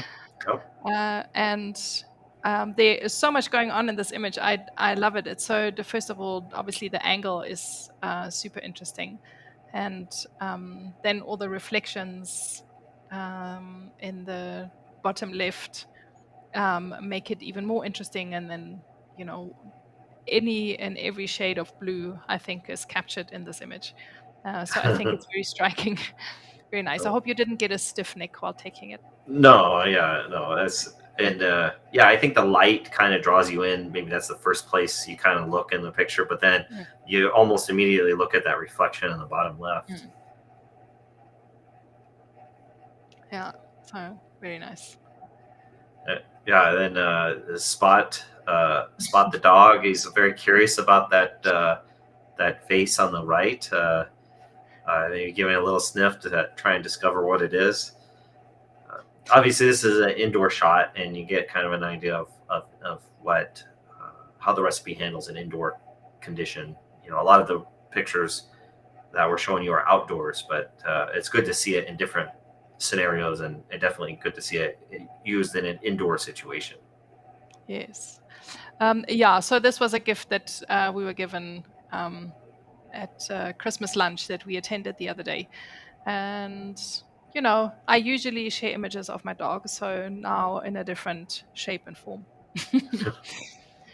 So, yeah.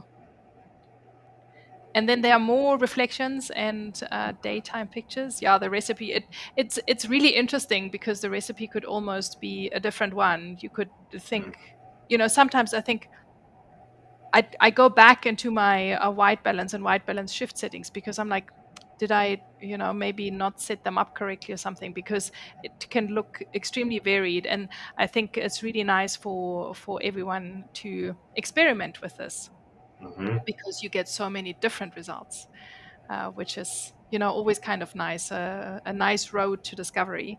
And this Yeah. one, yeah, again, I love your reflections and getting a glimpse of this street scene. Again, in Salt Lake City, I assume. Yes. Yep. Yeah, fabulous. Yeah. Thank So you. yeah, I just saw that moped there and tried to find an interesting way to capture it. Yeah. Yeah, and what you brought up was an interesting point because film can look very different depending on the lighting that it was shot in. So the recipes, a lot of them also kind of mimic that in a way. Maybe not 100% identical to how the film does, but it does. The lighting does make a difference in how it looks. And again, Well, you as you have can this see, indoor. Yeah, you have this indoor scene, and it's got very warm colors, and you got the Christmassy decorations and everything, and this is a good image to end on because it is the holiday season, and we can share some of that holiday cheer and holiday hearts and that kind of stuff with the audience with this image. exactly. That's exactly what we want to do. Sharing lots of hearts and Christmas cheer, and we hope that Hmm. you're getting ready to wind down. It's probably, well, by us it's still a bit crazy, but we're also hoping to wind down sometime soon and enjoy the holidays. Like we always say, make sure that you screenshot this here. It's the link to your uploads, and the QR code gets you in the same place. Make sure you don't miss that. You always have it handy, and whenever you're ready to share an image, just scan away and upload, because there's nothing like now is the moment to do that.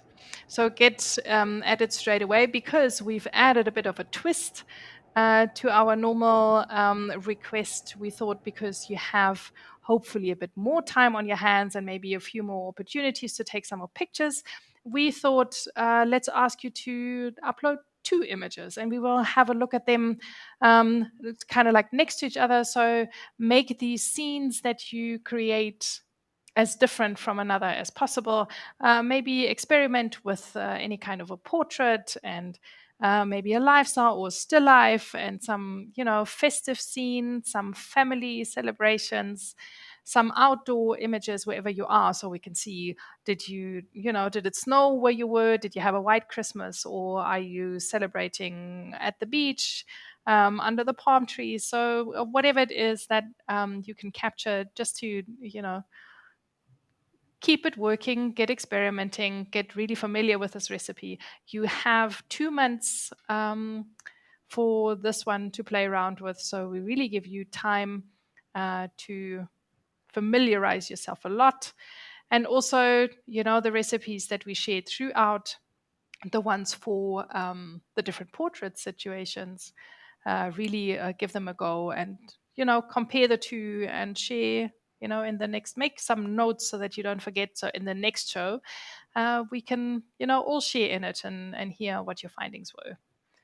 Yeah, what we really want to see is either 2 subjects that are really different from each other, or 2 lighting scenarios that are really different from each other, or both, subjects and lighting situations that are vastly different. And so, yeah, try the recipe, try the Kodak Gold 200 recipe, and a multitude of scenarios and a multitude of subjects, and pick 2 that are just really different from each other. And we'd love to see that. Yes, absolutely. because sharing is caring. Remember that. Yes, so I think we've had really awesome questions from you guys. We absolutely love the fact that you're starting to understand that we are here for you and that we really appreciate you asking questions. I think everyone benefits from questions being asked, from comments being made. So this is really what we want you to embrace. And so if you have any more questions, fire away. If there are questions that we haven't answered, we will, try to go back in them and answer them that way. And there is another question here from Abdikani, who's asking what your favorite preset is for night photography. Yeah, it kind of depends on the camera that you're using. X-Trans 2, for me, that's definitely the Cinestill 800T recipe. If you got I like for X-Trans, I don't know if it's compatible with X-Trans 3 off the top of my head, but XT3 and XT30, for sure, the Jeff Davenport night is a really good one. Yes, we talked about it in the last. Sorry, and I just published a new recipe. Yeah, and I just published a new recipe that's great for night if you have an X-Trans 3 camera. So look for that. It's called, I think, Fuji Color NPL 160. I think that's what I called it. Hold on. Again, I got the app here, and I'll do newest to oldest. Yeah, Fuji Color NPL 160 tungsten is the name that I gave it. NPL 160 was a film that Fujifilm only produced for a very short time, and they only made it in like medium format. They didn't make it in 35 millimeter, but it's made for long exposures at night. And the film simulation recipe mimics that film. So give that a try for your night pictures if you have a compatible camera. Lots of options to choose from. Fabulous. Thank you, Ritchie. Then Steve has another question. He's asking, will Fujifilm ever reintroduce a recipe app where it's possible just to Bluetooth the recipe to the camera rather than a manual input? That would be fabulous. Fujifilm, if you are listening, we would like that a lot. Give me a call. With us. Contact me. I hope you're making notes. Yeah. Martino is asking you, Ritchie, it would be really interesting if you upload a video showing your process to mimic a film. Many of us don't even have an idea about how to mimic a certain look, so that would be very useful.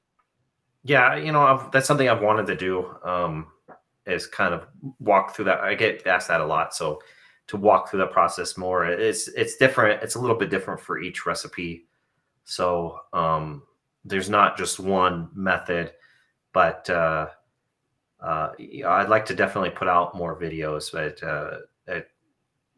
videos is something that takes a lot of time, and so I hope to do it. I don't know how quickly or it'll come out, but that's on my to-do list for sure. Fabulous. I'm looking forward to it. And then Stephen says he's got a random question. Is there any way in the app to search on comments? There is not right now. I hope to add a search feature to it coming up. It's a little bit difficult to implement because it have third-party applications that you kind of have to rely on, or pretty extensive coding to make it all work. But and then having it be available offline versus having to have an internet connection and that kind of stuff. So it's on the to-do list to add a search feature to the app, but it seems like a simple thing, but it's actually a lot more complicated than it sounds. But hopefully that happens. Hopefully we get it sorted out. Well, you won't get bored. There's lots of stuff that can be added. I'm sure you will make it happen sometime in the future. Another question from Martino. He's asking, what if in the FXW website you can create a section with photos of the community, allowing the Instagram so we can follow other Fujifilm users that also shoot straight out of camera, or a Facebook group with the monthly recipe. Yeah, so definitely something I want to get more into is and I talked a little bit about it earlier, is just building a more of a community aspect to Fuji X Weekly, and I'm not 100% sure how to do that. The one issue of having like community photos on the page is then photo storage, and also it has to be moderated because you never know what somebody's gonna, try and upload. Unfortunately, but the closest thing right now is the Fuji X Weekly Communities recipe page, where people have shared recipes that they've created with their photos, and if they have an Instagram or a website, they've added that into it. So that's a good place to start, and that's the closest thing that there is right now.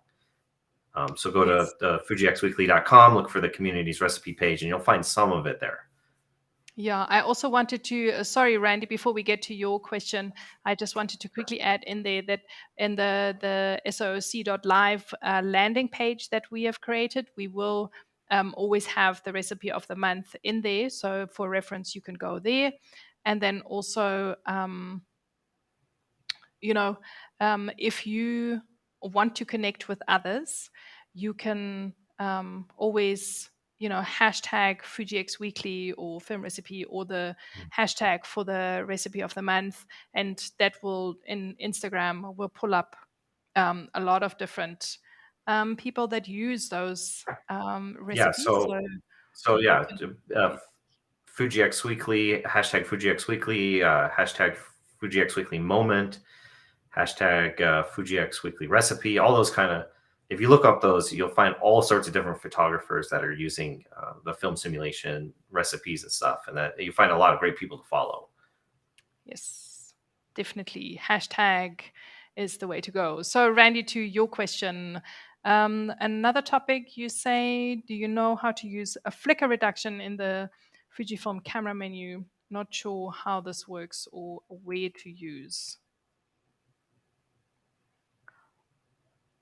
Do you have a good answer for that? I think of the flicker reduction has more to do with the refresh rate of the screen, if I'm not mistaken. Is that correct? I'm trying to. Yeah. So I'm trying to think as well. It's so on the one hand you have interference with lights if they have a different frequency. That doesn't necessarily show up in the image. It would be an issue if you shoot video, which is obviously not what we're covering here. But otherwise, I don't think I have a straight answer for that. We can, have another look at it offline. What I usually do if I end up, with that, and if it's really irritating, and if I have the option, then I change my shutter speed, and then I work around it that way. I don't know if that is a halfway satisfying answer for you at the moment, Randy, but an interesting question nonetheless. And then Stephen is asking if I add portrait outdoor sunny to Portra 400 V2, can I search for it? Okay. Yeah, not currently. Yeah. Yeah. So that hopefully is something. Someday. Go ahead, Ritchie. Oh yeah. Hopefully someday you'll be able to do that, but not currently. Yeah. Okay, and then we have Jay who's asking, would it be possible for Fujifilm to include custom names in the EXIF data? Again, Hein, if you're watching, or if anyone from Fujifilm is hearing us, we would love that. We would absolutely love it. At the moment, that is not possible.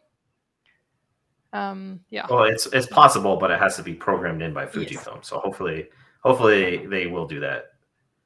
Yes, hopefully. Did we talk about black and white? No, we didn't talk about black and white, Mehdi. So that is something. That would be that'd be fun to do a black and white episode. So I hope we do at least a few of those. Yes, we most certainly will. Mario's clearly experiencing some snow because he's asking for a recipe that would lend itself very well for that. That's a really good question.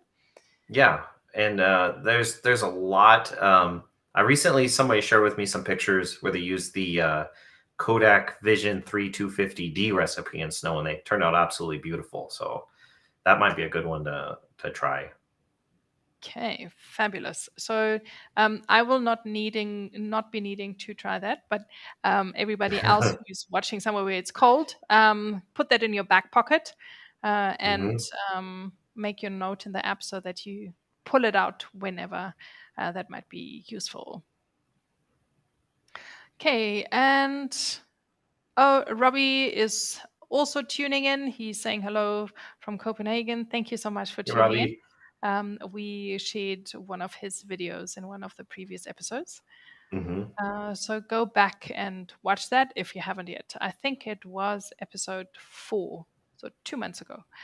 Yeah, I think that we so. did I think that's that. right. Yes. But I think it's time that we move on and see if we can, give someone an early Christmas present by making him a winner. Like we explained earlier, you stand a chance to win a 12-month subscription of the awesome Fuji X Weekly app.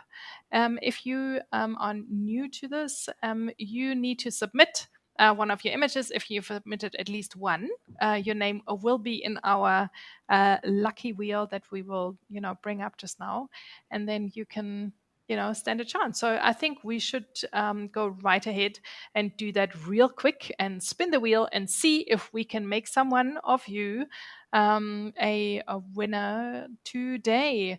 So, like I said, all the names on this wheel are of the people who submitted images, at least one image for this month's episode. So if you want to stand a chance to win the app, you need to submit your image, and then maybe you will win.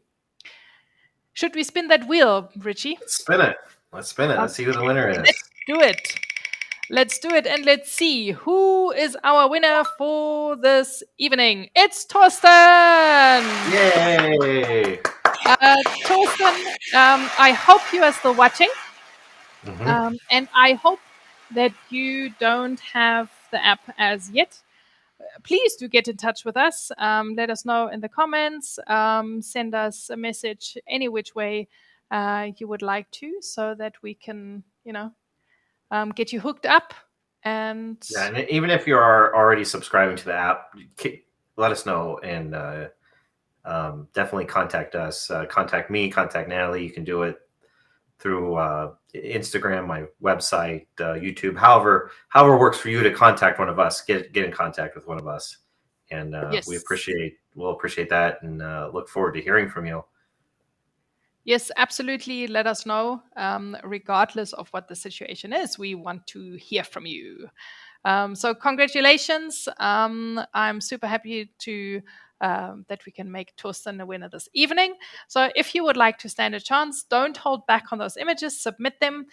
We would love to see what you come up with. And as you've seen, it's not a competition. It's not a crit in any which way. We just want to share with everyone what the different images can look like when you shoot in whatever recipe that we are shooting in the month. So here is a look at previous winners from the previous shows.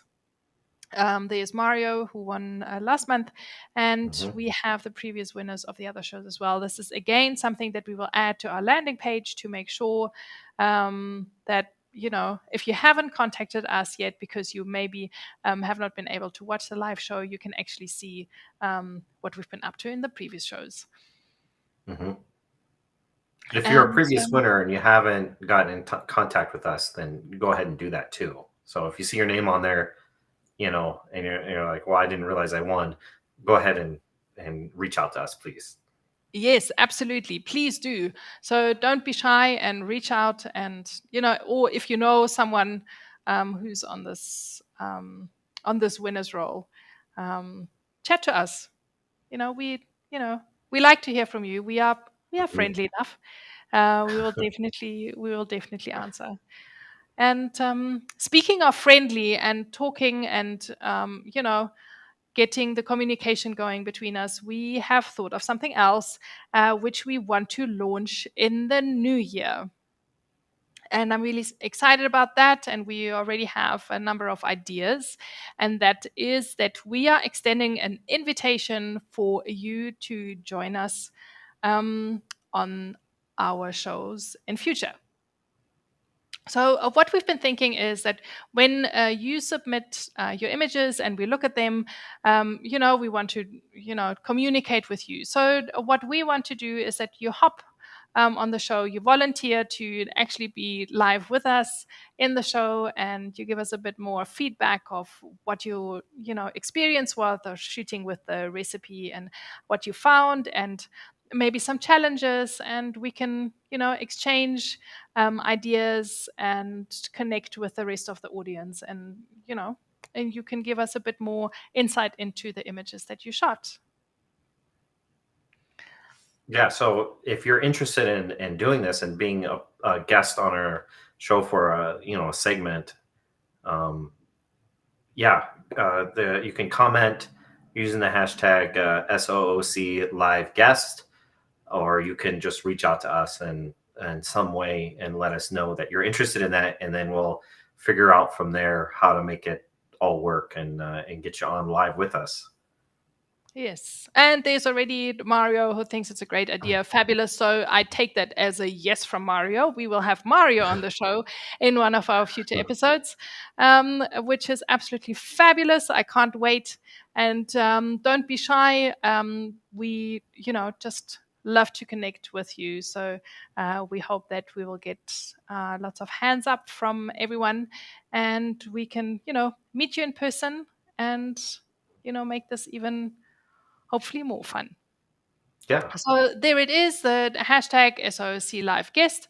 You're more than welcome to comment with that or connect with us. There's more than one way to do so.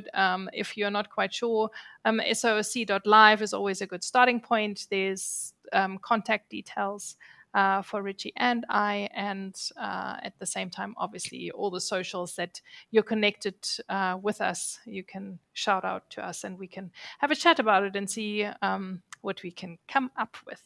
That is obviously for the new year, for the new season. And this was our last episode for this year. 2021 done and dusted. Yep, the season 1 complete. In just a moment. Yeah, just like that. Can you believe it, Ritchie? Just like that. Six episodes in the book, and then the next one will be episode 1 of season 2.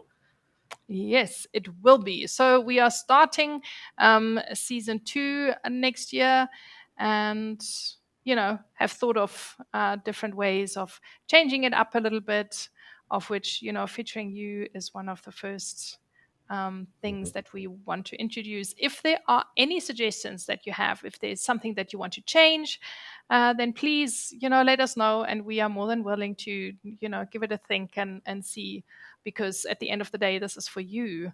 Randy says, incredible pictures. Thank you, everyone. Very inspiring.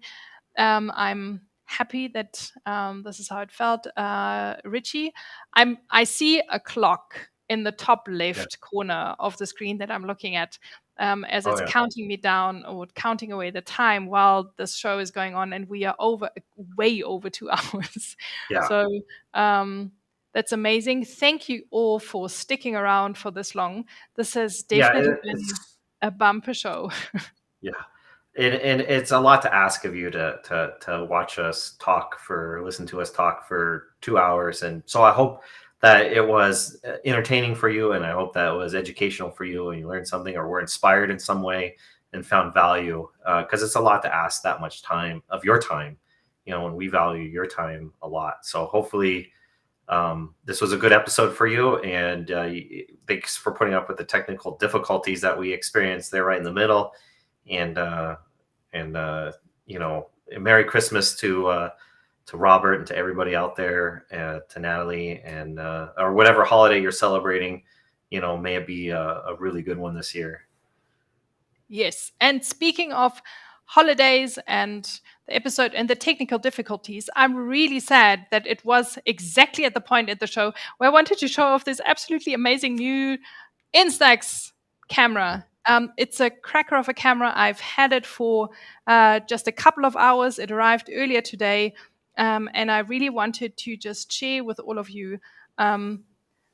My first impressions are absolutely amazing. This camera is mind-blowing. You need to get your hands on one. If you here you're in the photography space, you appreciate creating creative photographs.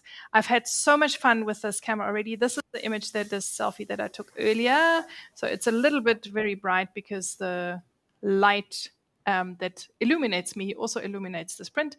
But I will share them in the next couple of days on my socials. There is loads of different films and things that you can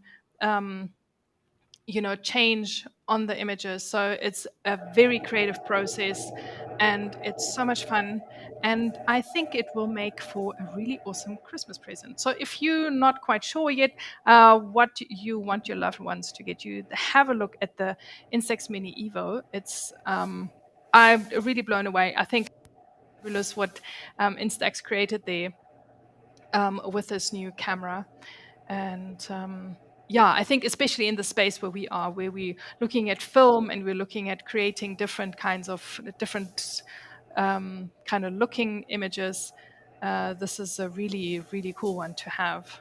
So I made a selfie with light leaks and I absolutely love it.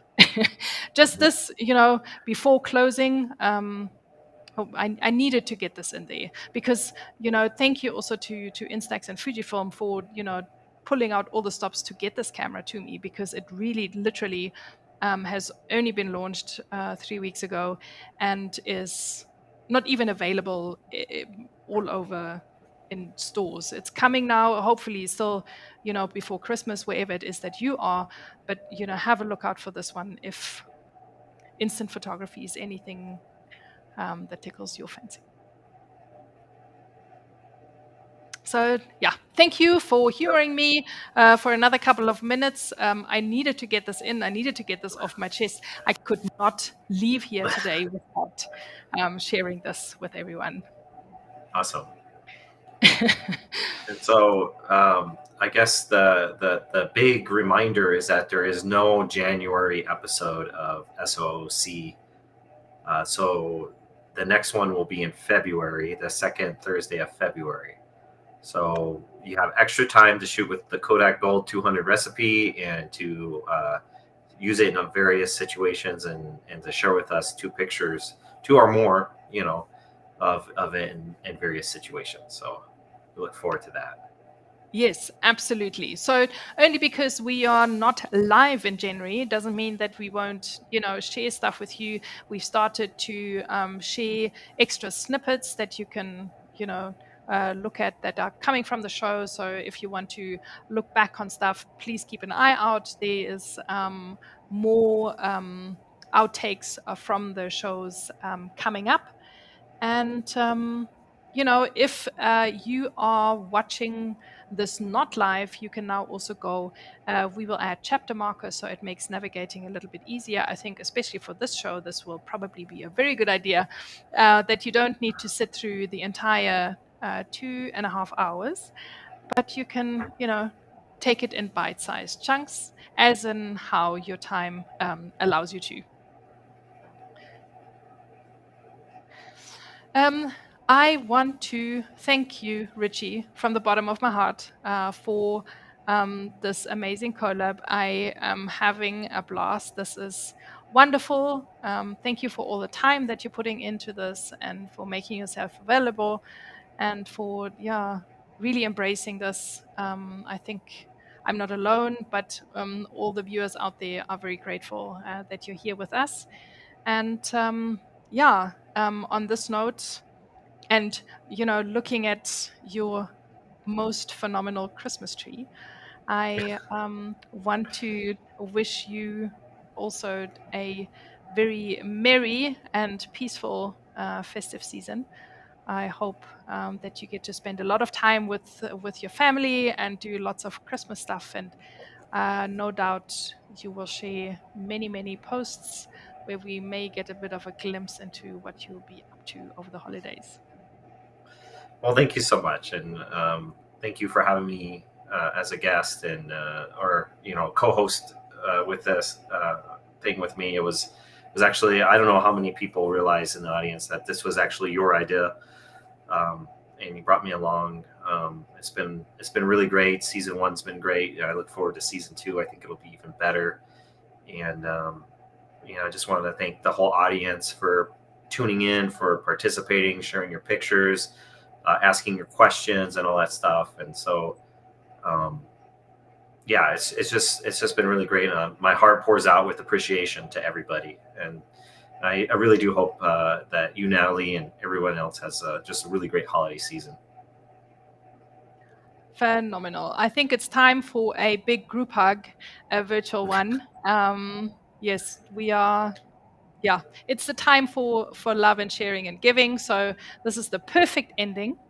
Thank you, everyone.